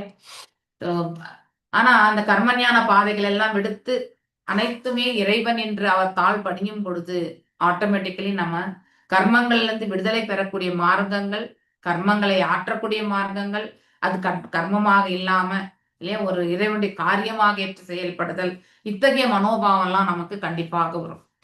ஸோ மேலும் மக்கள் பொதுவாக பல்வேறு தேவர்களை வணங்குவதில் பைத்தியம் பிடித்தவர்களாக இருக்கின்றனர். 100%. ஏன்னா ஆரம்ப கட்டத்துல நம்ம வேதவியாசர் வந்து சதுர் புருஷார்த்தங்களுக்கு அவர் கொடுத்த முக்கியத்துவத்தினுடைய விளைவுதான் வந்து நாம் அந்த தேவ வழிபாடே இல்லையா? ஏன்னா பகவானுடைய புகழாரங்களை பாடுவது என்பது அதுதான் உத்தமமான செயல். அதைத்தான் வந்து வேதவியாசர் வந்து செய்திருக்கணும். ஆனால் அதை தவிர்த்து அவர் என்ன பண்ணார்? ஆக்சுவலி சில இடங்கள்ல பகவான புகழாரங்கள் பாடியிருக்கார். ஆனா அதுதான் மைய குறிப்பா இருக்கல. சதுர் புருஷார்த்தங்களுக்கு கொடுத்த அந்த மதிப்பு அவர் கொடுக்கவே இல்லை இல்லையா? அதனால்தான் சொசைட்டில என்ன ஆச்சு? குழப்பமே வந்துடுச்சு இல்லையா? அத்தாரிட்டி நின்று வந்த அதனால்தான் நாரத மகர்ஷி வந்து அவர் வந்து செல்லமா கண்டிக்கிறார். சரி, உனக்கு நான் எதுவும் சொல்ல வேண்டியதில்லை, நீயே பகவான் ஸ்வயம் பகவானுடைய அவதாரம், you know every thing, you are intelligent. ஆனாலும் நீ செய்த இந்த சிறிய தவறு வந்து ஜஸ்ட் லீவ் டு த என்விரான்மெண்ட்டுக்கே நமக்கு எல்லாருக்குமே வந்து ஒரு கன்ஃபியூஷன் தான். எந்த கடவுள் வந்து மேன்மையானவர், எந்த கடவுள் இதுல நியாயப்படுத்தியும் பேசுவாங்க. எல்லாரும் ஒண்ணுதான். இது காமன் டைலாக். ஓகே, யார்கிட்ட பேசினாலுமே நீங்க சொல்லுவாங்க எல்லா வீட்லயுமே எல்லாமே இதெல்லாம் ஒண்ணுதான். தனித்து பகவானோட உயர்ந்த ஸ்தானத்தை உணர்றதுக்கான அந்த வாய்ப்பை அவங்க ஏற்படுத்திக்கிறதே கிடையாது. மேலும் ஒருவர் அதனை பல்வேறு தேவர்களின் பெயரிலோ அல்லது நேரடியாகவோ அவிர்வாகத்தினை அளிக்கும் பொழுது தேவர்கள் அனைவரும் திருப்தி அடைகின்றனர். நாம் மரத்தின் வேருக்கு நீர் ஊட்டினால் அவ்வேர்கள் வந்து பரமபுருஷருக்கு இல்லையா? அவருடைய நிலை அந்த வேர்னால் தான் வந்து மரமே வளர்ந்திருக்கு. உண்மையிலேயே பகவான் இடத்துல இருந்து வந்து தான் எல்லா வரங்களுமே வந்து தேவர்களுக்கு வழங்கப்படுவதே. ஸோ அப்படி இருக்கும்போது தனித்து அவங்க எந்த ஒரு அதாவது அனுகிரகம் செய்யக்கூடிய தனித்து செய்யக்கூடிய அந்த கெப்பாசிட்டி அவங்களுக்கு கிடையாது. ஆனா அத்தனையுமே வந்து பகவான் அவங்கள வந்து அந்த பாதையில வந்து எழுச்சுற செய்திருந்தார். அதனால் அவர்கள் அதை கொண்டு இந்த காரியங்கள் எல்லாம் செய்தார்கள். ஆனா உண்மையிலேயே நாம வணங்குறது யாரு? பகவானை தான். ஆனா இவர்கள் மூலியமா. ஸோ மாறாக அக்கால்களுடைய மனிதனுக்கு, அதாவது நான் உண்மையில் அம்மனிதனின் கால்களுக்கு சேவை செய்வதில்லை அப்படின்னா ஒரு பிசியோதெரபிஸ்ட்ன்னு எடுத்துக்கோங்களேன், ஒரு எக்ஸாம்பிள் இல்லையா? ஒரு மனிதனின் தனத்தை வணங்கும் பொழுதா மனிதனின் கால்களை பிடித்து விடும் பொழுதும் உண்மையில் இதெல்லாம் எக்ஸாம்பிள்ஸ். இந்த மாதிரி செயல்கள் இருக்கும் பொழுது ஸோ அது அதாவது உண்மை கால்களை பிடித்து விடும்போது நாம் உண்மையில் அம்மனிதனின் கால்களுக்கு சேவை செய்வது கிடையாது, கால்களுடைய அந்த மனிதனுக்கு சேவை செய்கிறோம். அது ரொம்ப வித்தியாசம். இப்ப நான் இருக்கேன் இல்லையா? அதாவது என்னுடைய கால்களுக்கு தொண்டு புரிந்தார்கள் என்று நான் நினைச்சேன்னா அது தவறு இல்லையா? கால்களுடைய ஏன்னா எனக்கு இருக்கக்கூடிய இந்த பாதிப்பு. ஸோ அதனால ஒருத்தர் வந்து தொண்டு பண்ணார் அப்படி சொல்றது அந்த செய்யக்கூடியவங்களுக்குமே ஒரு கௌரவம் இல்லையா? தேவர்கள் அனைவருமே பகவானின் பல்வேறு பாகங்கள் ஆவர். ஸோ அது போல நம்ம பல்வேறு அங்கங்கள்ல வந்து தேவர்கள் வந்து இருக்கிறாங்க இல்லையா? சூரிய சந்திரன் வந்து அவருடைய கண்கள் இல்லையா? மேலும் வந்து அக்னி ஜுவாலை வந்து அவருடைய வாயிலிருந்து வரக்கூடிய ஒன்று. இதுவும் வந்து ஒரு எக்ஸாம்பிள் தான். அதுக்கடுத்து இந்த இடத்துல பிரம்ம சமீதையில வந்து முழுமுதற் கடவுளான கோவிந்தனை வந்து வணங்குவதற்கு வந்து யாரால இது ஏற்றப்பட்டது? பிரம்மரால கொடுக்கப்பட்டது. ஸோ மேலும் உதாரணமாக துர்காதேவியின் வழிபாடு பற்றி பிரம்மசந்தில் பின்வருமாறு குறிப்பிடப்படுகிறது. ஓகே, सृष्टि स्थिति प्रलय साधन शक्ति रेखा साये वयस्य भुवनानि विभर्ति दुर्गा उच्चान रूपम अमुपश्य सा श्रेष्ठदाशा गोविंदमादि पुरुषम तमहं भजामि. இல்லையா? ஸ்ரீ கிருஷ்ணரின் கட்டளைகளை பின்பற்றி I think in canto 1 9th chapter இல்லையா, 9th சாப்டர்ல வந்து பகவான், அதாவது நம்ம எல்லாருமே இந்த இடத்துல வந்து கஷ்டப்படணும்னு பகவான் ஆசைப்படல. ஆனா நம்மள வந்து திருத்தறதுக்கு சிறு தண்டனை கொடுக்கறது யார் மூலியமா? மாயாதேவி மூலியமா, இல்லைன்னா தூய பக்தர்களுடைய அசோசியேஷன் மூலியமா நம்மள வந்து பக்தி தொண்டில் ஈடுபடுத்துறது. இந்த 2 விதமான நிலைகள்ல நாம செயல்பட்டுட்டே இருக்கோம் இல்லையா? ஆனா இந்த மாயாதேவியுடைய வலையில நம்ம விழும்பொழுது இல்லையா என்ன ஆகுது? அதிலேயே நாம உழண்டு கொண்டு இருக்கின்றோம். ஸோ அவளுடைய கருணையால. ஸோ அதனால்தான் இவந்தோ பகவான் இந்த செயல் செய்வதற்கு விரும்பவில்லை என்றாலும், ஆனால் இத்தகைய செயல் இது வந்து பனிஷ்மெண்ட் தான். நமக்கு வந்து ஒரு மாயில சிக்கிக்கிறோம்னாலே ஒரு பனிஷ்மெண்ட் தான். ஓகே, ஸோ அந்த பனிஷ்மெண்ட்டையுமே வந்து கண்காணிக்கிறதுக்கும் நமக்கு வந்து தண்டனை கொடுக்கறதுக்கும் ஒரு ஆள் வேணும் இல்லையா? அதனால அவங்க மூலியமா நமக்கு இது தேங்க்லெஸ் ஜாப்னு சொல்லப்பட்டிருக்கு. அதாவது இதுக்கு நம்ம தேங்க்ஸ் சொல்ல வேண்டிய அவசியமே கிடையாது. ஆனாலும் ஏன்னா ஒருத்தர் வந்து பனிஷ்மெண்ட் கொடுக்கறது வந்து மேன்மையான ஒரு செயல் கிடையாது. ஆனா அத்தகைய செயலையுமே வந்து ஒரு கர்மமாக எடுத்து செய்து கொண்டிருக்கிறார்கள் இல்லையா மாயாதேவி. ஸோ பகவானுடைய நிழலை போன்று இருக்கக்கூடியவர் என்பது எத்தனாவது ஸ்லோகத்துல வருது எனக்கு ஞாபகம் இல்லை. ஆனா 9th சாப்டர்ல பீஷ்மாவுடைய இதுல வந்து வருது அது தேங்க்லெஸ் ஜாப். ஓகே, இப்போ ஒரு தந்தை தன்னுடைய பிள்ளை வந்து நல்வழிப்படுத்தணும் பொழுது அவரே டைரக்டா இல்லைனாலும் he puts under one custody இல்லையா? ஸோ அது போல அரசன் வந்து திருடர்களை வந்து எங்க போடுறாங்க? ஜெயில தான் போடுறாங்க. இந்த ஓமையெல்லாம் அதுல கொடுத்துருக்காங்க. ஓகே, ஆனா சில கட்டங்கள் வரும்போது அது under the supervision of the jailer இல்லையா? அவங்க மூலியமா அங்க சீர்திருத்தம் இந்த மாதிரி விஷயங்கள்ல வந்து ஈடுபடுத்தப்படுறாங்க. அதே மாதிரி ஒரு ஸ்ட்ரிக்டான ஒரு வாத்தியார் கிட்ட வந்து நம்ம மகனை போட்டு அவனை வந்து நல்வழிப்படுத்துறதும் தந்தையுடைய கடமை. டைரக்டா செய்யலைனாலும் இன்டைரக்டா. அது போலதான் பகவான் நம் மீது அன்பு கொண்டவர் இல்லையா? கருணை உள்ளம் கொண்டவர். நம்மளை வந்து தண்டிக்கிறதுக்கெல்லாம் அவருக்கு மனசு கிடையாது. ஆனா அதுக்குன்னே ஒரு ஆளை வச்சு நம்மளை வந்து நம்மளுடைய மாற்றத்திற்கு அது வழிவகுக்கிறது. ஸோ நாம அதுல இருந்து நம்ம உணரணும், நம்ம வாழ்க்கையில வந்து இதெல்லாம் தவறுகள் என்று உணரணும். அப்படிங்கிறதுக்கான இந்த தண்டனை மூலியமா தான் நம்ம உணர்கின்றோம். ஸோ அதற்காகத்தான் மாயாதேவி இருக்காங்க. மையாதேன பிரகிருதி சூயத்தே சா சராச்சரம், அதாவது அசைவன அசையாதவை எல்லாமே இல்லையா? குந்தியின் மகனே உலகத்தில் ஆற்றலானது எனது கட்டளையின் பேர்ல தான். ஸோ பகவானோட கட்டளையின் பேர்ல தான் வந்து இந்த இல்யூஷரி எனர்ஜி வந்து, அதாவது இந்த பௌதிக பகிரங்க சக்தி வந்து செயல்படுகிறது. இதுவே சராச்சர உலகங்களை படைக்கிறது. அப்படின்னா இந்த அசைவன அசையாதவை எல்லாவற்றையுமே படைக்கிறது என்று அர்த்தம். தேவர்கள் எந்த எண்ணத்துடன் தான் நாம் வழிபட வேண்டும்? துர்காதேவி கிருஷ்ணரை திருப்திப்படுத்துகின்ற காரணத்தினால் நாம் நமது மரியாதைகளை துர்காதேவிக்கு செலுத்துதல் வேண்டும். Because she is taking care of as.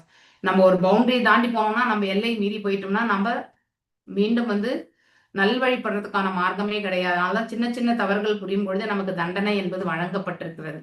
Sivaperuman யாரும் இல்லை, அவர் கிருஷ்ணரின் செயல் உடலாவார். அதாவது அவருடைய ரெப்ரசன்டேட்டிவா தான் இந்த இடத்துல வந்து செயல்பட்டு இருக்கார் இல்லையா? ஆகவே நாம் அவருக்கு நாம் மரியாதை செலுத்துதல் வேண்டும். ரெஸ்பெக்ட் கண்டிப்பா கொடுக்கணும். ஆனா வழிபாடு என்பது நம்ம பண்றது வந்து சமநோக்கத்தோட செய்யக்கூடாது. அந்த இது வந்து நம்ம புரிஞ்சுக்கணும். ஸோ இது போல பிரம்மனுக்கும் அக்னிக்கும் சூரியனுக்கும் நாம் வணக்கத்தை தெரிவிக்கிறோம். சூரிய பகவானுக்கு கொடுக்குறோம் இல்லையா இந்த பொங்கல் அப்போ வந்து. மேலும் இவ்வந்தனங்கள் அனைத்து முழுமுதற் கடவுளை திருத்தி இவங்களுக்கு நாம செய்யறது எல்லாமே பகவானுக்கே போய் சேர்கிறது. ஏன்னா இவர்கள் எல்லாம் பகவானுடைய அங்கங்கள் இருக்கக்கூடியவங்க தான். ஓகே, ஐ திங்க் நேத்த கூட மாதாஜி சொல்லிட்டு இருந்தாங்க இல்லையா, செவிக்கு யாரு அதிபதி? ஐ திங்க் மாதாஜி உங்க கிளாஸ்ல தானே எடுத்தாங்க, நான் வரும்போது எடுத்தாங்களா எனக்கு ஞாபகம் இல்லை எனக்கு இல்லையா? நாசிக்கு செவிக்கு உங்க கிளாஸா வேற எந்த கிளாஸ் எனக்கு ஞாபகம் இல்லை. அஸ்வினி குமாரர்கள், ஸ்மெல்லுக்கு வந்து அஸ்வினி குமாரர்கள் நம்ம படிக்கிறோம் இல்லையா? ஸோ வானத்திலிருந்து சப்தத்திலிருந்து இந்த வானம் இல்லையா? அடுத்து வந்து தொடுபுலன்ல இருந்து நமக்கு வந்து காற்று தான் நடத்துனாங்க மாதாஜி. நடத்துனாங்க இல்லையா? சார்ட் கூட காமிச்சாங்க. Fine fine. ஸோ அது எல்லாமே நம்ம பார்க்கும்பொழுது இந்தந்த அதிதேவதைகள். ஸோ செவிக்கு வந்து இந்த அஷ்டதிக்கு, அதாவது பார்த்தீங்கன்னாக்கா கேட்கக்கூடிய சப்தம் வந்து எல்லா பக்கத்துல இருந்து வர வேண்டியதுதான் இல்லையா? அதனால திக்குகள் 10 திக்குகள் இருக்கு இல்லையா? 8, அதாவது ஒன்று டைரக்டா இந்த இது கிழக்கு மேற்கு தெற்கு, அதுக்கப்புறம் கார்னர்ஸ் இல்லையா? அதுக்கு அடுத்து வந்து கீழே, அதுக்கப்புறம் மேல ஆகாயம், இப்படி 10 திக்குகளை கொண்டது. அஷ்ட திக்குகள் தான் மெயினா சொல்லுவாங்க, ஆனா மொத்தம் டோட்டல் 10. அந்தந்த இதுக்கு வந்து தேவதைகள் உண்டு. இதெல்லாமே பகவானுடைய திருமேனியிலிருந்தே நம்ம எல்லாமே பார்க்கின்றோம். ஓகே, அதனால அவர்களுக்கு நாம் செய்யறது எல்லாமே அங்கங்க லொக்கேட் ஆயிருக்கக்கூடிய அவங்களுக்கு நாம செய்யறது எல்லாமே பகவானுக்கு போய் சேர்றது தான் இன்டைரக்டான்றதை நாம தெரிஞ்சுக்கணும். ஓகே, ஹரே கிருஷ்ணா.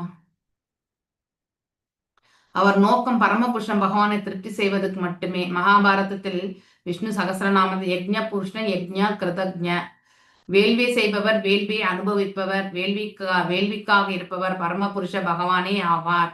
ஸோ ஆயினும் உயிர் தனது அறியாமையால் தானே செய்வதாக நினைக்கின்றான் இல்லையா? I am the doer. அதனால கர்மண்யவே அதிகாரத்தை வந்து சொல்றது அதுக்குதான். ஓகே, ஸோ நாம செய்யற I am not the doer. அதாவது நாம் வெறும் எந்திரம் என்பதை நாம கண்டிப்பா தெரிஞ்சோம். யஜ்ஞாத்த கர்மயோ அந்யத்ர லோகோ அயம் கர்ம பந்தன. ஒரு செயல் விஷ்ணுவுக்கான வேள்விக்கு செயல்படுத்தல் வேண்டும். அது நம்மளுடைய சுய திருப்திக்காக செய்யறது கிடையாது. ஓகே, இல்லைன்னா அதெல்லாமே நாம நம்முடைய நலனுக்காக ஆட்டினால் அது நம்மள கர்ம பந்தனத்துல போய் விட்டுடும். மேலும் 17.22ல ஆஸ்ரத்தையா சூத்தம் தத்தம் தபஸ்தபம் கிருதம் சயத் அசத் இ உச்சதே பார்த்த நாஷா தத் பிரத்யேக்னோ ஹிஹ. அதாவது முழுமுதற் கடவுள் வேள்விகள், தானங்கள், யஜ்ஞங்கள், தானங்கள், தமங்கள் இது எல்லாமே யாருமே துறக்க கூடாது. எந்த விதமான சடங்குகள் செய்யப்பட்ட போதிலும் அவை அனைத்துமே வந்து பகவானுக்கு தானதான். ஓகே, ஆனா அதை விடுத்துட்டு நம்முடைய சுயநலத்திற்காக ஆற்றும் பொழுது அந்த இப்பிறப்பு மட்டுமின்றி மறுபிறப்புக்கும் அவை பயனற்றவையே, நிலையற்றவையாகும். ஸோ அதாவது எந்த விதமான சடங்குகள் செய்யப்பட்டுன்னு அவை வந்து நமக்கு இந்த உலகத்துல வாழும் பொழுதே அது உபயோகப்படுறதில்ல. அதனால நாம வந்து இறைவனை திருப்திப்படுத்தக்கூடிய செயல்கள் மட்டும்தான் செய்யணும். ஓகே, அம்பரீஷ் மகாராஜ் நவவித பக்திஸ் அவர் ஒருத்தர் தான் உதாரணமே இல்லையா? ஏன்னா அனைத்துமே இறைவன் தொண்டிற்காக. கால்களை கோயிலுக்கு செல்வதற்கு உபயோகப்படுத்துறோம், கைகளை இறைவனுடைய காரியங்களுக்கு உபயோகப்படுத்துறோம், மனசுல வந்து அவரை பற்றியான வியாபகங்களை வச்சுக்கிறோம் இல்லையா? அடுத்து வந்து பேசுறதும் அவரை பற்றிய புகழாரங்கள், உண்ணுவது அவருக்கு படைத்த பிரசாதம், கேட்பது அவருடைய புகழாரங்கள், லீலைகள், இதை பற்றி பார்ப்பது அவருடைய ரூபத்தை, இப்படி எல்லாவற்றையுமே அவர் செய்தார் இல்லையா? அப்படிங்கிறத வந்து படிக்கிறோம். ஸோ காரணம் அப்பக்தனின் விருப்பம் பரமபுருஷ பகவானை திருப்திப்படுத்த இருப்பதினால்தான். ஆபூர்வ என்னும் வார்த்தை மிகவும் முக்கியத்துவம் வாய்ந்ததே. ஓகே, மீண்டும் நாளைக்கு இதை இன்னும் ஒரு வாட்டி டீட்டெயிலா இந்த பேராகிராஃப் எடுக்கிறேன் நான். ஓகே, இப்போ முடிக்கணுன்றதுக்காக முடிக்கிறேன். ஓகே, அதாவது நம்ம பாவம் புண்ணியம் செய்யும் போது அதன் விளைவுகள் உடனே தெரியாது. அது வந்து நம்ம பாவத்தினுடைய இதுமே கூட்டம், பீஜம், அடுத்து பிராரப்தம், மீண்டும் வந்து போய் கூட்டத்துல சேர்றது. இந்த சைக்கிள் நம்ம பாவத்தினுடைய சக்கரத்தை பத்தி படிச்சிருக்கோம் இல்லையா? பக்தி ரசாமிரத சிந்துல தானே படிச்சிருக்கோம். ஸோ அந்த பலன்களே ஆபூர்வ என்று அழைக்கப்படுகிறது.